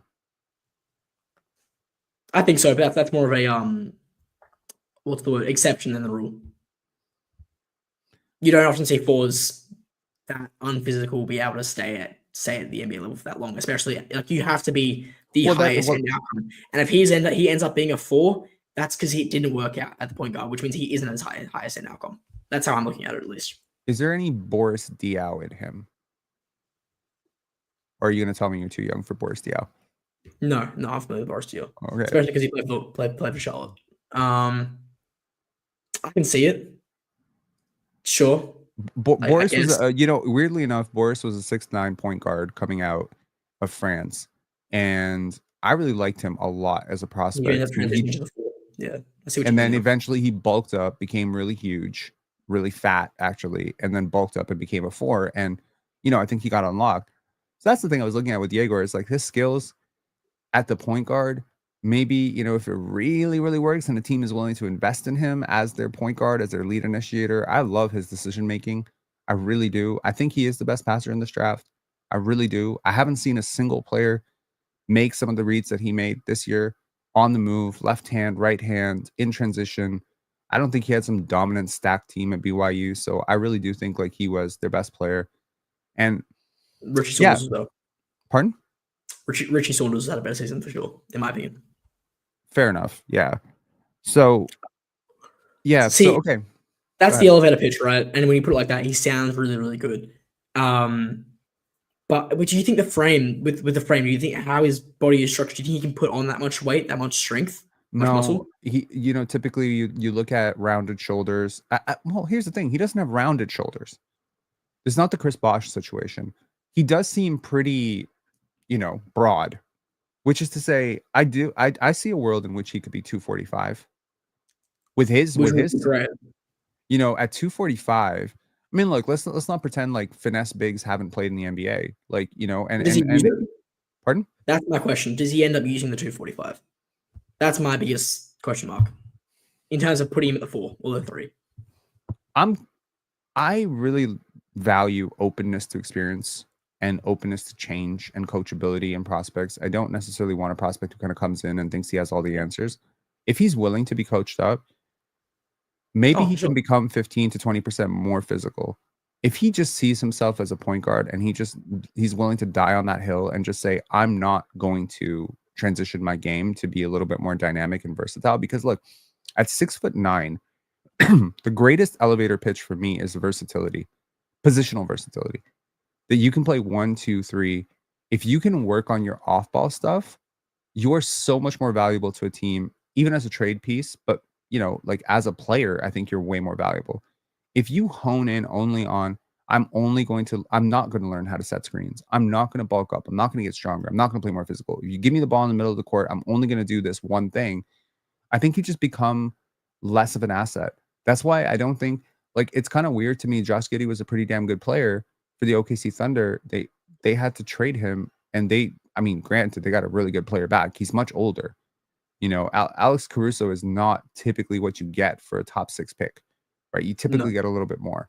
So I think that Giddey's lack of shooting and his sort of one-dimensional way that you could use him sort of made him less versatile. Poor asset management, though. Pardon? I will also say, I think it's also poor asset management from the Bulls. It wasn't just a sixth overall or top 6 pick for Alex Caruso. They should have gotten more. It's worth noting. You think they should have gotten more than Josh Giddey for Caruso? Yes. Or backwards? You think the Thunder they should have gotten more for backwards. Sorry. You think the Thunder should have gotten more than Alex Caruso? I got you. And I think they sold Josh at the worst possible time. But we did see, and I do think that, player comps are funny because, unfortunately the players that we compare these players to are so much more known than the players themselves, right? If I say Bogoljub Markovic is the next Nikola Jovic, he's not. But let's just say I pretend that he is. Yeah. Or if I say he's the next Nikola Jokic, right? Plays, for Mega, and he's like this and that, whatever, big playmaker, la la la la. It's the same thing. I remember 2021, Scotty Barnes got compared to Draymond Green. I hated that comparison so much, and I actually believe that it really created the sort of narrative around how people saw him, right? They were like, Draymond Green at number 4, and it's just like, no. Scotty Barnes at number 4. It's not Draymond Green, but the comparison sticks. So when Egor Demin gets compared to Josh Giddey, and he's bigger than Josh Giddey, bigger, twitchier, and Josh Giddey just had the season that he has, I can really see how NBA executives might just look at him and just say, this is a top 6 pick. So I've been saying this for months. He's going to be a lottery pick. I don't know how high, but I could see as high as I could see as high as Utah. Especially with how he measured out. I wouldn't be shocked, no. Honestly, I talked to someone who covers BYU, and they were telling me for months that he is going to measure out closer to 6'10" than 6'8", and I was like, yeah, I don't know about that, but he did. He's huge. He's a huge human being, and I think the one thing my friend said was, when you see him in person, it's a very impressive combination of size, skill, and it's something that NBA draft people are always looking for. Moving on to the Greek man of mystery, Neo Avdalas. What do you know about him? Because I don't know a lot. Man, I've been super high on Avdalas all year, man. I think at the start of the year, I had him at 27 on my big board. In fact, that's probably one of my better getting in early on prospects kind of stories, because I was in very early on Neo, but really good decent score off the dribble. Excels off the move as a scorer. He's a pretty good playmaker for his position. Could definitely project a secondary, tertiary playmaker. He's probably the best cutter in the class, which is what really excites me. Moves so well off the ball, creates so much space just off his movement, which makes up for his inconsistent shooting, in my opinion. Okay. He's a pretty good rebounder for his size. How's the shooting form? Does it need to be reworked? Does it need to be retooled, or is it just? It could be tinkered with. Is it the upper part or the base that needs to be tinkered with? You would say the base. Okay. Yes. Do you think he'll struggle with the extended range of the NBA 3-point line? Yes, definitely. That's probably, well, not definitely. I think he's not a terrible shooter. He just needs to be more consistent, right? You see games where he can knock down 2 or 3 threes, But then you'll see games where he would go over 4, over 5. He just needs to be more consistent with it, right? He's a capable shooter. And then I also like he needs to get stronger, right? If he's going to make the most of his ability to score off the dribble, he needs to get stronger. He gets bumped off his spots quite a lot, which is a little bit worrying, but he is also 20 years old, 19 years old. So I'm not super stressed about that. Okay, cool. I mean, are there any pro comps that you would see for him? Oh, I haven't even thought about that, man. I don't have any pro comps, no. Sorry. Yeah. No worries. We talked very briefly about Bogoljub Markovic, but he is the furthest right guy on our board. What do you think the ceiling is for a player like that? Is there a chance that he could be like a productive starter at the league? Because, again, I remember talking, with a scout in 2006, and he consistently harped on this size to skill ratio. This was something that they used as a measurement of, upside, because obviously basketball is a game of physics, and physics says the closer you are to 6'8", the better you probably are at basketball. So when you have a player this talented in the open court, even with the defensive concerns that I have with him, because I have a lot, Yes. is there a chance? Because he's in that weird Egor Demin situation as well, because he's not necessarily physical or big enough or strong enough right now to play the 4. Very undeveloped, yeah. So what is the upside here with him, and what's the floor? Okay, so I could see his ceiling is probably a very, very, very good backup big. But when I say ceiling, it's like there's a solid 15 to 20% chance that's going to happen, right? Which is very, very good for a second round pick. Someone at this spot, 15 to 20% chance of becoming a really, really good backup. That's something you swing on 100% of the time. Who is someone that you felt similarly about in the last year's draft? Someone who had a 15 to 20% good backup. Like, is that how you felt about Jamal Shed? Is that how you felt about Jonathan Mobo? Kind of in that range? Or is that how you felt about Ulrich? Maybe like I felt like that way about sort of KJ Simpson, Adem Boner. I was very high on. I liked Adem as well. Yeah. I was very high on James Nagy. That didn't work out because he had back issues almost immediately. I had like a fractured spine or something like within 2 weeks of being drafted by the Hornets. Mm-hmm. It's a random question, kind of like a quick think question. Where would this exact player at this exact age go if we simulated him into last year's draft? Hypothetically. Like, I'll give you some names and you tell me. Oh dear God. Okay, so you would have taken maybe it's like 17 to 25, depending on fit. So would you have taken him over like guys like Baylor Shireman? Yes.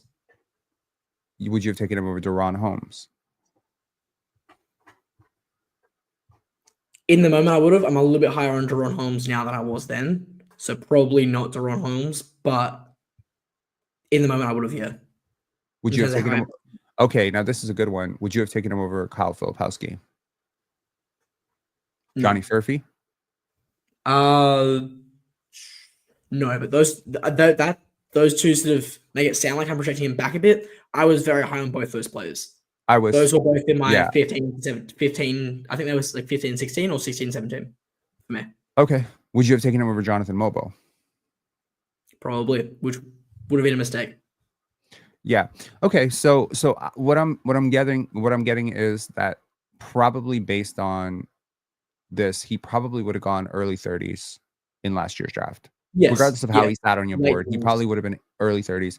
And he's probably going to go early 30s to late 30s, maybe early 40s in this draft, which is, sort of a testament to how deep last year's draft was. He could end up in the 50s, dude, realistically. Sure. Yeah, absolutely. Has your thinking changed at all on Khaman Malauch? He measured out very, very well. People are raving about him. We talked about him a little bit. If there's anything else you want to add about Khaman before we move on to Nolan or Hugo. No, I mean, I've been high on him all year. He's my number 4 prospect. I have to. Nolan Traore is a player who has sort of shot up a little bit I mean, he's a player who started out this draft cycle as a consensus top 6, top 7 guy.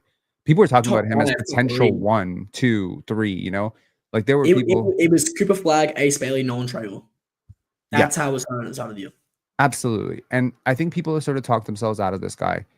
I believe in my heart of hearts that there are a couple prospects, specifically Nolan Traore, and I'll throw Ben Saraf in there. I'll also throw Hugo Gonzalez.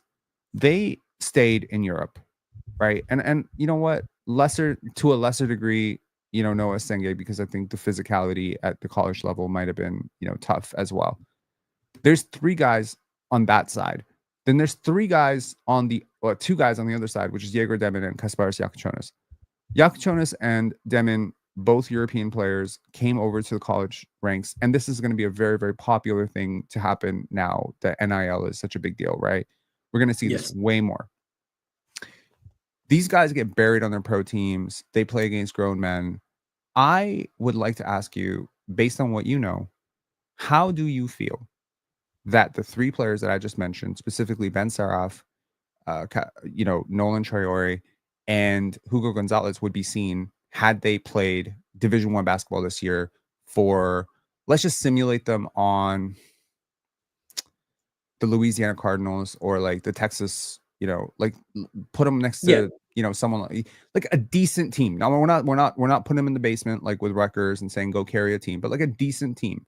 Like sort of in the situation that, Kasparas was with Illinois or with Egor. And how much do you think that would have changed the narrative around these players? Because I feel like this is an interesting thought experiment.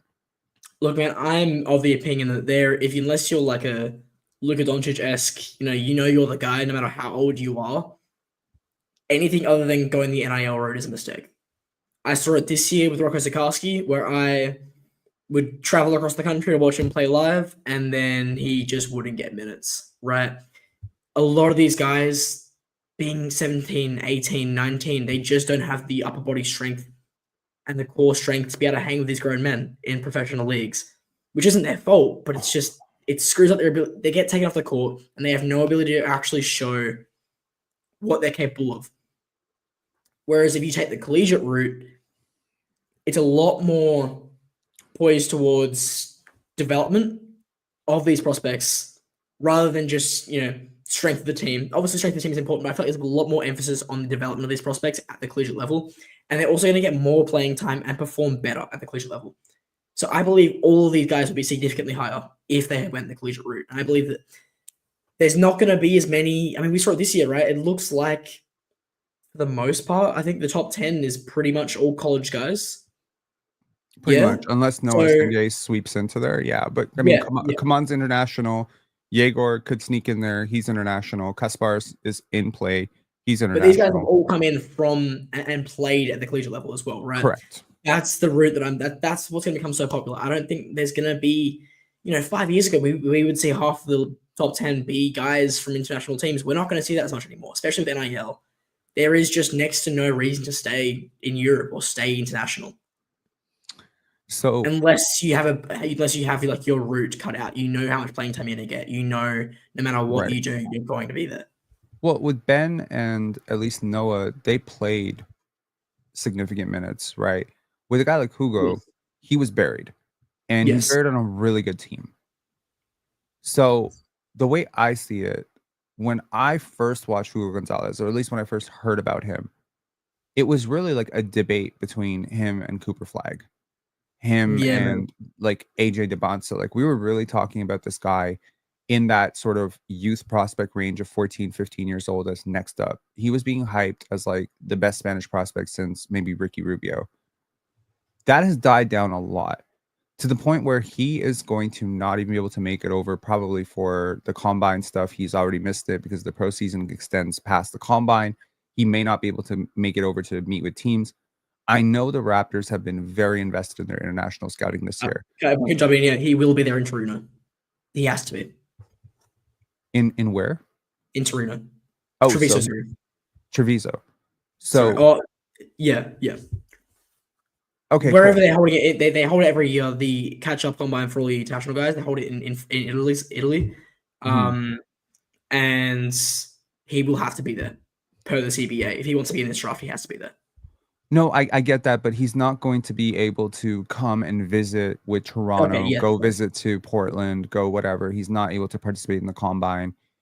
I'm sure they'll have to get his medicals. Like they'll have to be able to do that, and that's what Torino will be for. But yeah, so I'm just looking at this, and the other day Jonathan Givony just said he's like, his camp is just basically like we're letting it fall where it's gonna fall. Yeah, someone's just gonna get a really great player. I've talked to people who are very low on him. I am very high on him. I'm insanely high on him. I genuinely think that this guy has like real rotation upside. Sure. What are your thoughts on Hugo? And if you were trying to explain Hugo's game to a person who'd never really watched him play, how would you explain it in a few minutes? Right. Well, I want to start this off with, at the start of the year, I had him at number 3 on my board, I believe. He's hovered around 30 to 35, 25 and 35 for the last few months. His pro comp, I would say, would be maybe Josh Green, Wesley Johnson. Great motor, really good defensive tools, attacks the rim really, really well. His jump shot is probably the swing skill, and he probably needs to become a better ball handler if he wants to hit that upside. But I feel like he's a pretty safe bet to just be a good rotational player, as you said. Is there any risk of like a jack of all trades, master of none situation where I feel like past the top 6 to 12 picks, most teams are like fit a role, be a role player, right? Yeah. You said Wesley Johnson. That's a pretty damn good role player. I don't think that that's a real risk, because if he does develop that shot and that handle to like an average level, then he's hitting a ceiling, right? There's not like a Is there any star upside? Not anymore, man. I don't believe so. What changed it? Because again, 15 years old, Hugo Gonzalez, star. 19 years old, Hugo Gonzalez, second round bench player. He's not a player that suffers from a lack of work ethic. So what is it? Is it just he's been exposed at the higher level? Yeah. Is it that, his athleticism didn't catch up to his game? Or is it just one of those situations where he was just way, way, way ahead in terms of skill at a young age, and everyone else is now just caught up? He's a good prospect now. I think that's where he's at. He's in that 25 to 35 range, realistically. I think that's the toughest thing to do as a draft evaluator. I mean, you and I have sort of like talked about draft evaluation, flaws and things that, maybe go wrong for draft evaluators. And I think one of the hardest things to do is when you watch a kid at 15 or 16, U16, U19, whatever, and they go up against other kids who are that age and they're just way more advanced, like the RJ Barretts of the world, right? And you see them dominating the competition, it's really, really hard to see that they're going to be a role player at the next level. Yeah. You'd be like, this guy scores 30. How is he going to be a role player? That's sort of the messy side of being so good at a young age versus someone like Rasheer Fleming, right? Or someone like Adou Thiero, who wasn't hyped, or even someone like Derik White, on an NBA pro comp comparison, or Kawhi Leonard, where they just kind of wow you out of nowhere, and they just kind of grow, and there's really so I think that sometimes skews up draft evaluation. Is like, it's very difficult to distance yourself from the first moment. There's an anchoring bias to the first moment you saw a prospect, right? Yeah, man. Sure. So Noa Essengue, is a player that wasn't necessarily as hyped as Hugo, obviously, at a young age, but is really coming up now. I think there's a lot of stuff to like. I love his movement patterns. The shot is coming along great.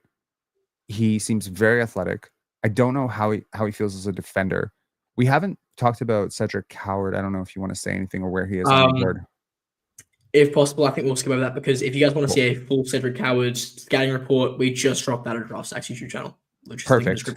Amazing. If you guys want to find out more about Cedric Coward, we have a pretty in-depth deep dive from Thiero SEO, one of the members of the Draftstack team. Perfect. Okay, cool. So we'll leave that alone. Noa Essengue, I've heard people say he should be a top 10 pick. I've also seen him mocked all the way down in the 20s. He has a pretty wide range. Where do you think he'll end up, and what do you like about him and not like about him? Man, I think I really liked him coming into the year. Faded on him a little bit, but I still think he's a great prospect, great upside. The shooting has come along, as you've said. I think he's a very, very underrated passer as well. Really like that about him. I feel like he's someone who could be a really good secondary or tertiary ball handler. Finishes pretty well. I think the defense is pretty good. Moves well, is pretty explosive, has great athleticism, great length. There's a good chance he ends up top 10. Would you view him as a safer pick in the top 10 than Egor Demin? Yes. Both big playmakers. Is it because he has a higher defensive upside? Yes. That's it. Yeah. I had a pro comp for him of Pascal Siakam. I don't know if you see any of that. Shot creation there? Yeah, that's the thing that sort of scares me away from both him and Rasheer Fleming, to be honest, because they both project as high-level role players to me. And I really value shot creation in the top 10. Like, there has to be some element of that in your top 10, unless you are going to be like all defense first team. Like, you're going to be Rudy Gobert, fine. I don't care about your shot creation.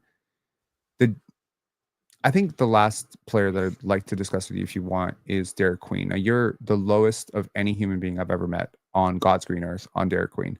So if he busts, this better be pinned on your draft profile. You know, like, you're gonna be like, I was the ultimate day one Derik Queen denier. If he does what he's capable of doing in the right situation, you might want to bury those takes. So I think, okay. I don't think there's a real chance he becomes anything close to what anyone thinks he can be. I think I said this last time, I think he's someone who thinks he's an offensive hub, who plays like he's an offensive hub, but he's not good enough to be an offensive hub. And if he's not an offensive hub, he's not doing anything else on the court. He's a bad defender. He's out of shape. He's slow. He's unathletic. He's sluggish. He's not the passer everyone makes him out to be.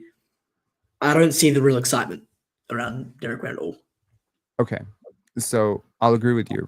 I'm gonna push back as a devil's advocate here, because I also have a lot of concerns about him. I've been very, very bearish on his physical conditioning. I've been extremely bearish on his off-ball tendencies. I've been bearish on his inconsistency, his motor. I think he shoots a really flat jumper. I think it's going to need to get reworked like hell, or it's going to get blocked and swatted at the next level. I question the maturity of any human being who comes into the draft combine at 18% body fat. I think there's a huge red flag for me, and I would immediately rule him out of lottery for myself. That being said, in terms of talent, I think the big divide between how you see him and how I see him, and why I would never in a million years put him outside the top 20, is because I'm way higher on his passing than you probably are. Yeah, I think some of the passes he threw this year were truly advantage generating passes and, you know, next level reads. I think he has some amazing footwork in the post. Like, he has like some dazzling footwork moments. The flashes are so brilliant. I see elements of Julius Randle, see bits and pieces of Naz Reid, bits and pieces of, you know, I shudder to say this because he's my countryman, but Nikola Jokic in him. You know, there's bits and pieces of that.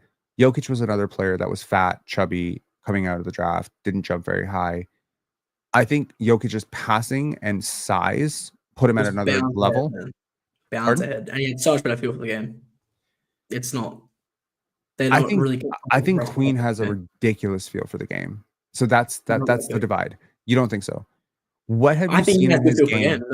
No doubt. But he's not anywhere near that level of Jokic coming in as a prospect. Not Jokic now even. I'm just talking about Jokic coming in as a prospect. He's not even close. Have you seen the clip of Mike Miller where he is explaining how, like, he got to Denver and he said that fat, ugly kid is your best player and it's not close? And someone looked over like, who number 15? And he's like, yeah, that kid, that rookie. Like, he didn't even know his name, but he was just like, the ball. Like, he is, but like the time, he said it's the matrix. When he touches the ball, it's the matrix. Like, time just stops.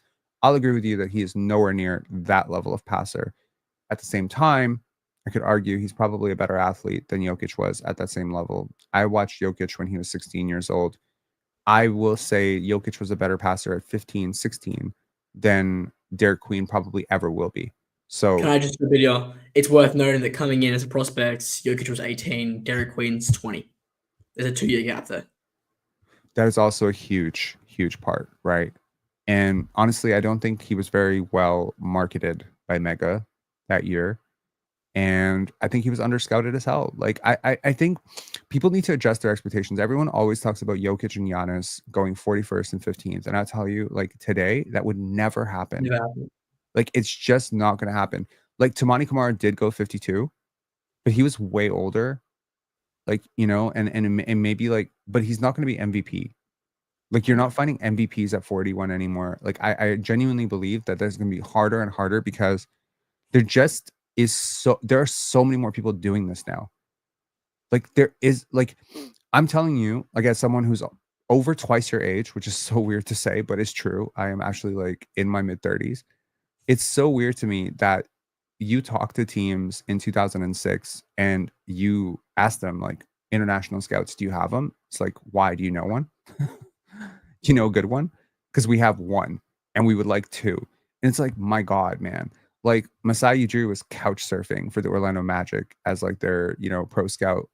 And it's just like scouting money. I think the money that goes into the NBA has just, you know, changed the ecosystem of scouting because I think teams more than realize now watching the OKC Thunder, the San Antonio Spurs, even the Toronto Raptors through the mid 2010s, just what a value it is to find good talent and find the right players and more importantly, the right people. You know, so you're not going to get that until you see them live. And just like being honest, like I've seen prospects live in my life, and you get a completely different feel for the size. You get a completely different feel for this. You know, like I'm sure that you know you had talked about like some of the prospects you watch, like Ben Henshall and guys like that, where you get a better feel for them as who they are as teammates too. Like you can see them on the bench, you can see how they're interacting with their teammates, you can see how they are in timeouts, like all that stuff. So yeah, Ben Henshall is a player that we didn't talk about, but I know you're very, very high on him. You've watched him a lot. I'm curious. And also Rocco Zakarski, you know, we talked about him a little bit. Rocco did interview. He compared himself to Kristaps Porzingis, which I thought was pretty funny. His face lit up when somebody said, I think he said, you know, they asked him about mock drafts. And he said, yeah, you know, someone had me at 1 last year, you know, in a mock draft. And I'm just like, what buried part of the internet was this on? Like, number one, I don't remember seeing that, but cool. You know, I think he might struggle personally, but Ben Henshall is a guy that you really like. What is the draft range for Ben Henshall and what's the elevator pitch? And also Ersin Yang, you know, who I think really, bring him up. Yeah. Okay, cool. Let's just talk about those two players if you can. All right, yeah. So Ben Henshall, I think he's clearly an NBA guy. Really high on him. Has all the intangibles. Spaces the floor really well. Moves well off the ball. Operates well as a secondary initiator. He spent time at point guard, shooting guard, small forward this season, right? And he has just amazing energy on both ends of the floor. Fights well over screens. Is just running around. You'll just see him darting around on the court on both sides of the ball. Just everything you really want. And he's really just taken a crazy step up from last year. Last year, he's been draft eligible for, I think, 2 prior drafts. Okay. And he just wasn't really anything special the past 2 years, right? I mean, I go to every single Perth Wildcats game, and I noticed him, but he wasn't anything really special. This season, though, he's kind of been let off the leash a little bit, have the chance to do a little bit more, have a little bit more time on the ball, especially when I'm not sure you guys are familiar with Bryce Cotton, but probably the best player in NBL history. He played for the Perth Wildcats. Bryce Cotton spent some time off with injury, which gave Ben Henshall a chance to operate on the ball. And he really excelled during that time, especially as a playmaker.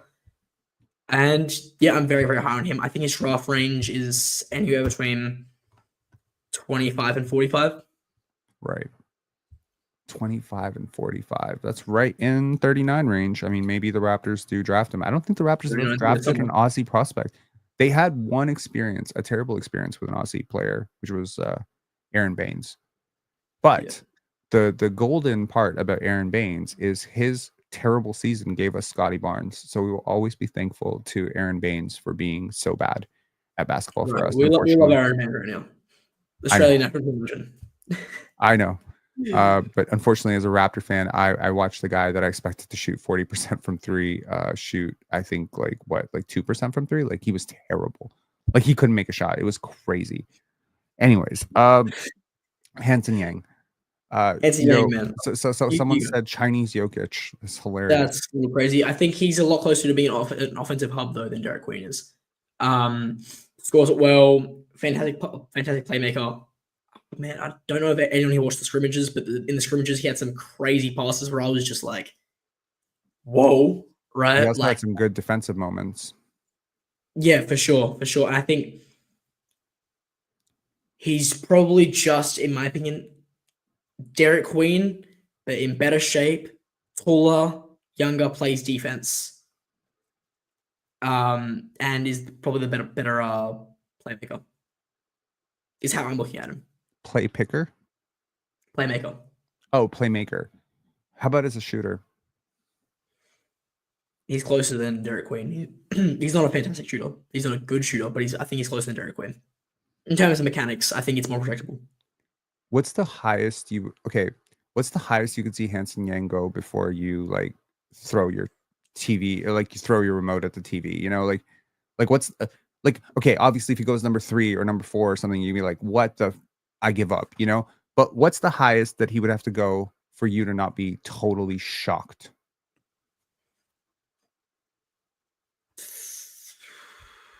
13, 14. I could see a team really falling in love with him at the back end of the lottery. If you had to compare him, and interestingly enough, there's like a lot of bigs that sort of fit this archetype between him, Danny Wolf, good playmaker, center. Maybe you're not super high on him, but we haven't talked about him. And Maxime Renault, you know, a player who, you know, again, per our intel, is a genius. How do you rank those 3 players? Oh man. Sorry. And let's throw Ryan Kalkbrenner in there just for fun, because, you know, totally different archetype. Kalkbrenner, Yang, Renault, Wolf. Yang over Wolf. Yes. Wow. Okay, I have to watch this guy. I must watch this guy some more, because I watched one scrimmage and I was very impressed. But I was like, whatever. We didn't talk about the Haad Pettiford. I genuinely think like this guy has like a really, like, he did a lot to help himself during the scrimmages. Definitely. Yeah.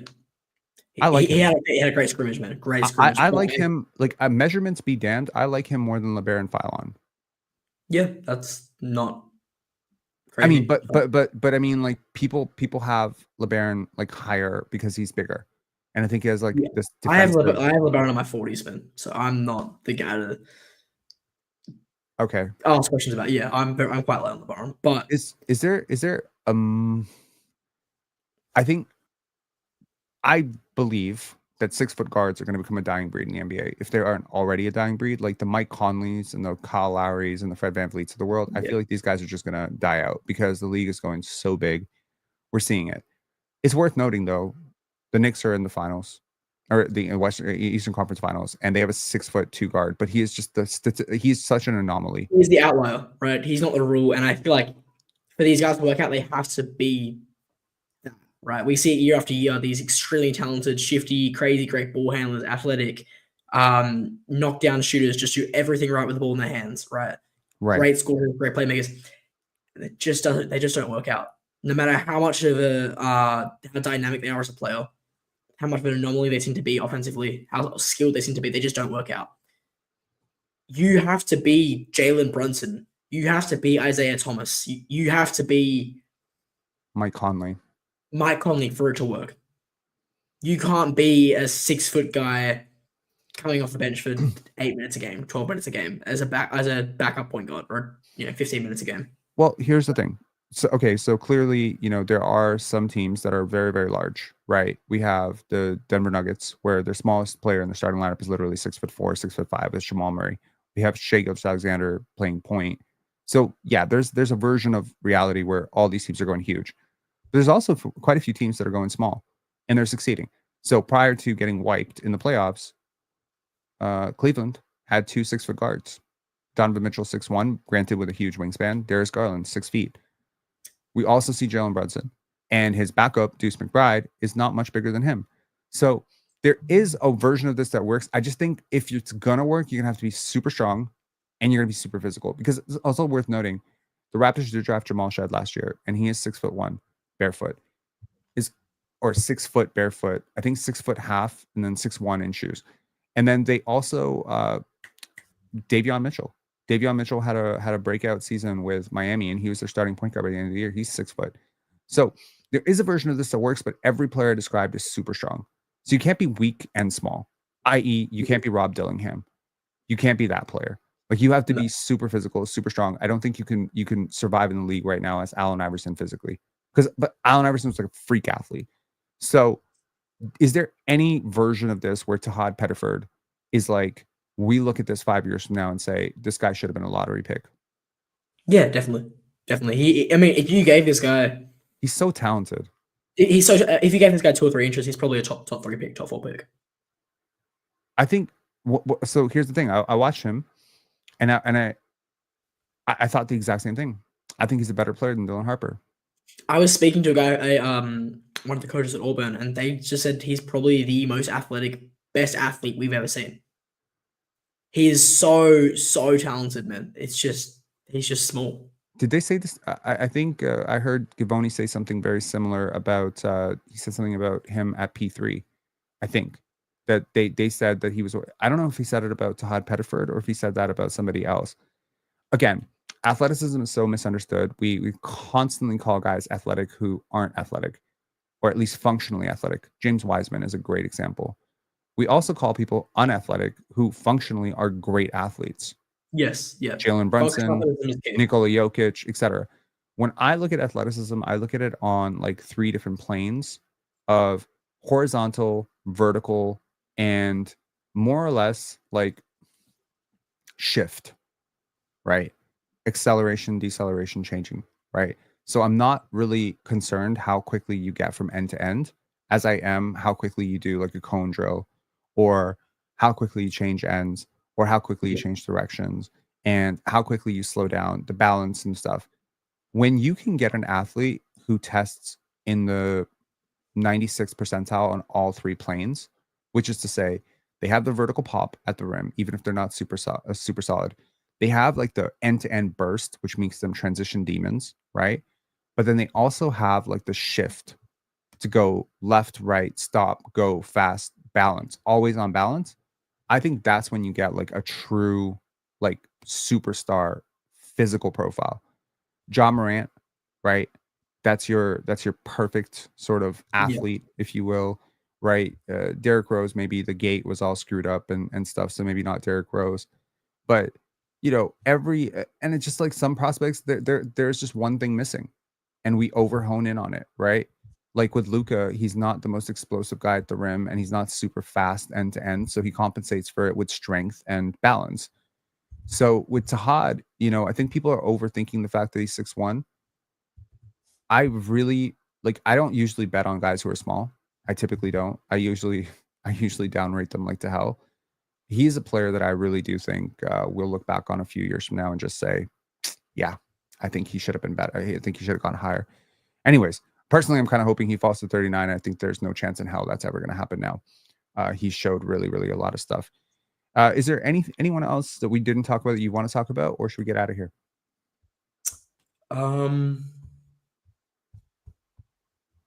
No, man. I think. Actually, no. One more person. Lachlan Ulbrich, major riser from the combine so far. He started up at the G League combine, got a call up to the main draft combine. Played like a 2nd round pick caliber player, super assertive, great decision making, had a really good touch around the basket, and his motor was really, really impressive. Was all over the floor on both ends, and he's probably the guy I was most impressed by at the combine. Cool. Sorry. Okay, we're gonna answer some questions quickly. So if you have any questions, please answer them, and we'll be here for like the next 5-6 minutes and try to answer these questions in rapid fire. There's a question from Abu. Sorber versus Yang.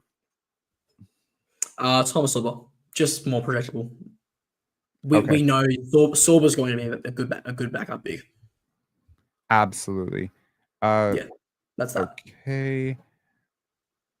This is just a comment from Sean. I legitimately believe Rob should figure out how to. Oh, nope. nope, that's not it. It said the crazy part of these lives, when we watch them back years from down the line, we'll realize Rob and his guests have a better eye for talent than some scouts who get paid NBA money. Hey man, I have no idea if that's true. This entire process over 25 years has really humbled the shit out of me. I posted the other day about my biggest misses and my biggest gets. Yeah, it's great to think about the wins, man, but I think about the losses all the time. For sure. And I think, somebody commented that you have to consistently reevaluate your process, right? You have to draw the trend line between all your misses. You can't just forget about them. You can't run away from them. I have to look at Rayon Rupert and I have to say, why was I so high on him? And I also have to look at, I have to look at a player like Toumani Camara and say, why didn't I see that? I think sometimes it just comes down to research. I just didn't have enough time in past years to go really, really deep. This year, I'm going as deep as humanly possible, but I still have holes, man. We're not. Look, I was just about to say, you can put in as much research as you want, as many hours as you want. Personally, I put in thousands of hours per cycle, right? This is my job. This is how I make my money. This is my everything, right? And I still have so many more misses than I do makes, right? At the end of the day, if you can shoot 30%, 40% on scouting these guys, that is terrific. That is best case scenario. There is just so many variables that go into this that we have no idea about, whether it's the player mentally, the fit with the team, things that are going to go on behind the scenes once they get to that team. You really have no idea. There is no way to protect these guys. I've done my own evaluation each year in terms of like drafts where I've been really good, drafts where I've been really bad. I think a lot about the fact that like I had Walker Kessler low, I had Christian Brown low, so I started to realize that I just have a tendency to underrate white American prospects. It's just something that's kind of just been a bias of mine. So now this year, I'm not low on Concunipple.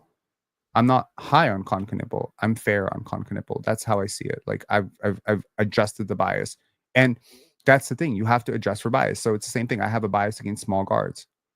I have to consider that when I'm looking at Haad Pettiford. I have to consider my own bias for, I have a bias for African prospects. I tend to like African prospects more than non-African prospects. Yeah, so when I look at Khaman Malauch, I have to look at him and not and then catch myself if I start saying, this is the next Giannis and Embiid. It's like, click, hit yourself in the head.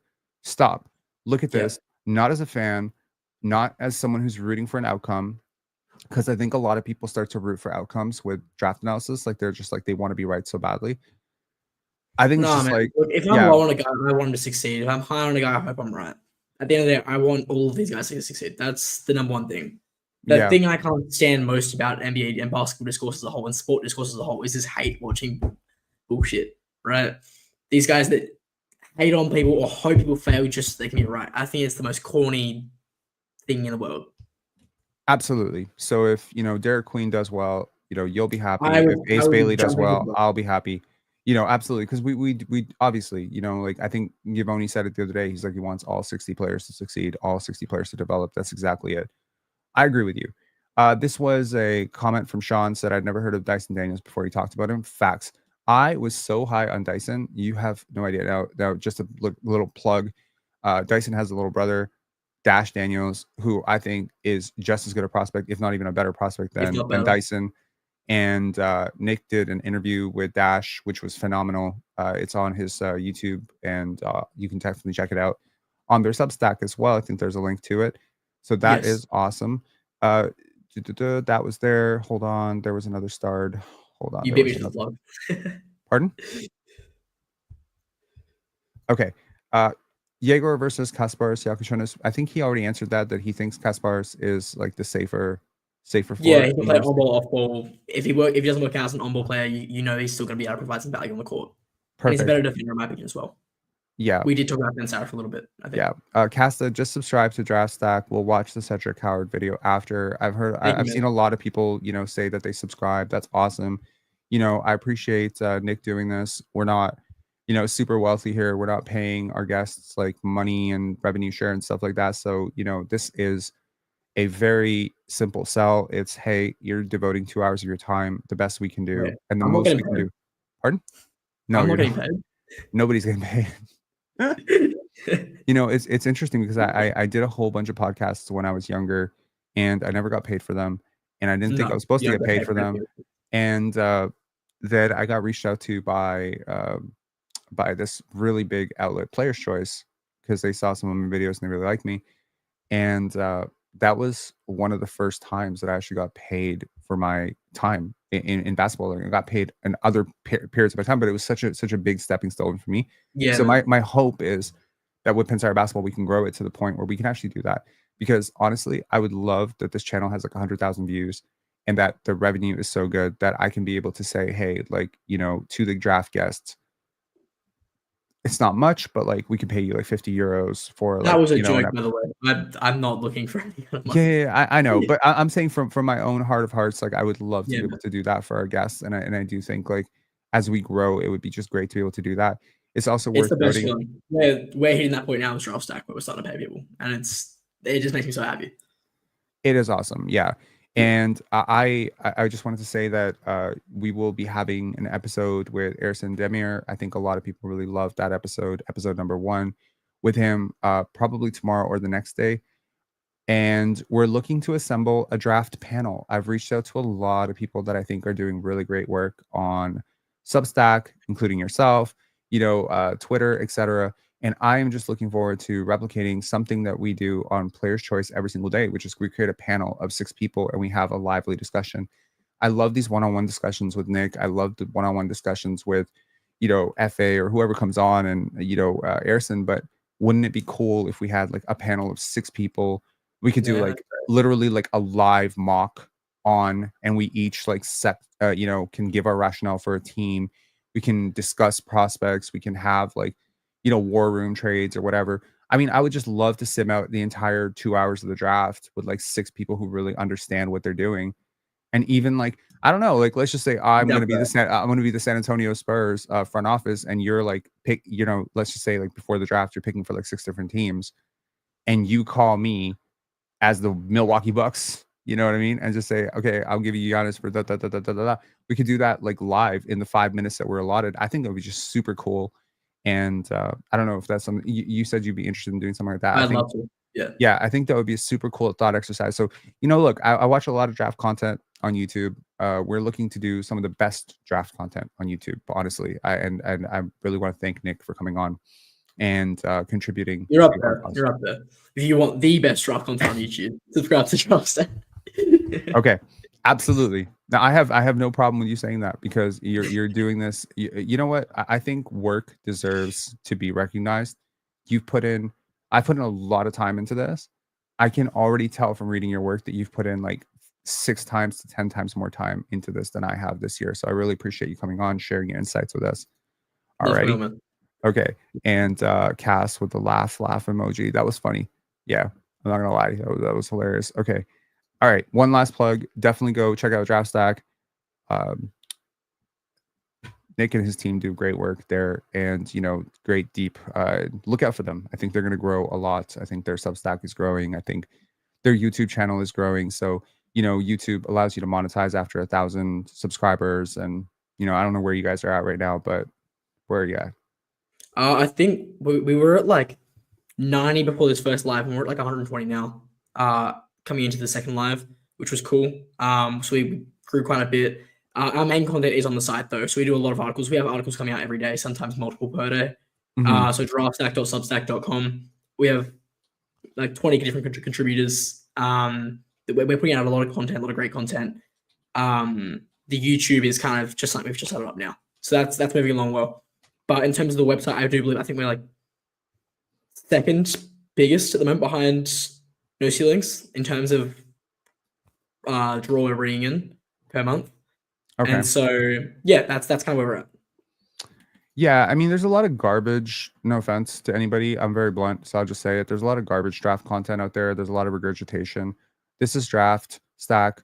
There, you got another subscriber in me now. I can't believe I wasn't subscribed before. So you now at 128. And yeah, there's your Cedric Howard scouting report. There's Steve Settle, the pre-draft interview. You have 20 views on this. That's ridiculous. You should have way more. So that's all I'll say is, you know, I think, you know, we had a our friend John D, he came on to our channel when he was at like 600 subscribers or 500 subscribers, and we got him to like 800. So I think all we need to do right now is me just telling everyone on this channel. That would be amazing, man. Bro, like we have 12,000 subscribers. If even like 5% of you literally went and subscribed, or even if 5% of the 3,000 plus people who are going to watch this video went and subscribed to Draftstack and, you know, gave them a like and gave them a watch, and the videos are like really condensed. If you reach out to me, I'll give you some critical feedback on things that I think you could probably do better with your videos. But I think your videos are very informative. They're obviously very well researched. That'd be great. Yeah, and I mean, like, you know, YouTube has this sticky rule where they cap you at 1,000 subscribers is when you can monetize, and obviously you want to monetize these so you can pay people, right? So yeah. Anyways, man, I salute you for all the great work you're doing. I had no idea you were 16. I knew you were young. I thought you were 20. You carry yourself extremely well. So let that be an inspiration to our young audience. You don't have to wait till you're 25 to go and chase your dreams. Two Tone said just subscribed. Pepper Jack said just subscribed. Summer Low said, yes, sir. Draftstack followed. So that worked. That worked. Hopefully. Thank you guys. I really appreciate it. Let me refresh this. Let's see where you're at right now. You are at, you grew 10. You're at 134 now. Just like that. That's crazy. Yeah, 134. Guys, keep going. Keep going. Can we do that? We have 188 people in here. It doesn't take much time. Like y'all want me to drop you the link in the chat? Hang on. Let's see how quick. Show the Pensare motion. Can we do that here? It doesn't take anything. You know what's funny? Here, there you go. Go subscribe. I really appreciate you guys, man. Thank you. No, of course. Min Young Chung said subscribe. Breno Kitty said gonna sub for live. Two Tone subscribed. Daryl subscribed. Got you. Okay, and obviously y'all are watching this video because you're already interested in the content that Draftstack is creating. So why don't you just go do that? Gotta support the youth. Yes, you do have to support the youth. Pendance, you know, I run a film festival, Pendance Film Festival, and our biggest motion was like we're gonna support like the youth. So we do free workshops each year, led by creative industry leaders. Abu said subbed. Okay, so now let's refresh again. Let's see where you're at. Let's see the Pensare basketball motion. Did you get to 140? You're 145. There you go. Man, I appreciate all of you so much. But yeah, if you guys want some, like, especially the scouting reports, we're gonna have a few more coming out over the next 2 days. I think 3 are planned to come out in the next 2 days.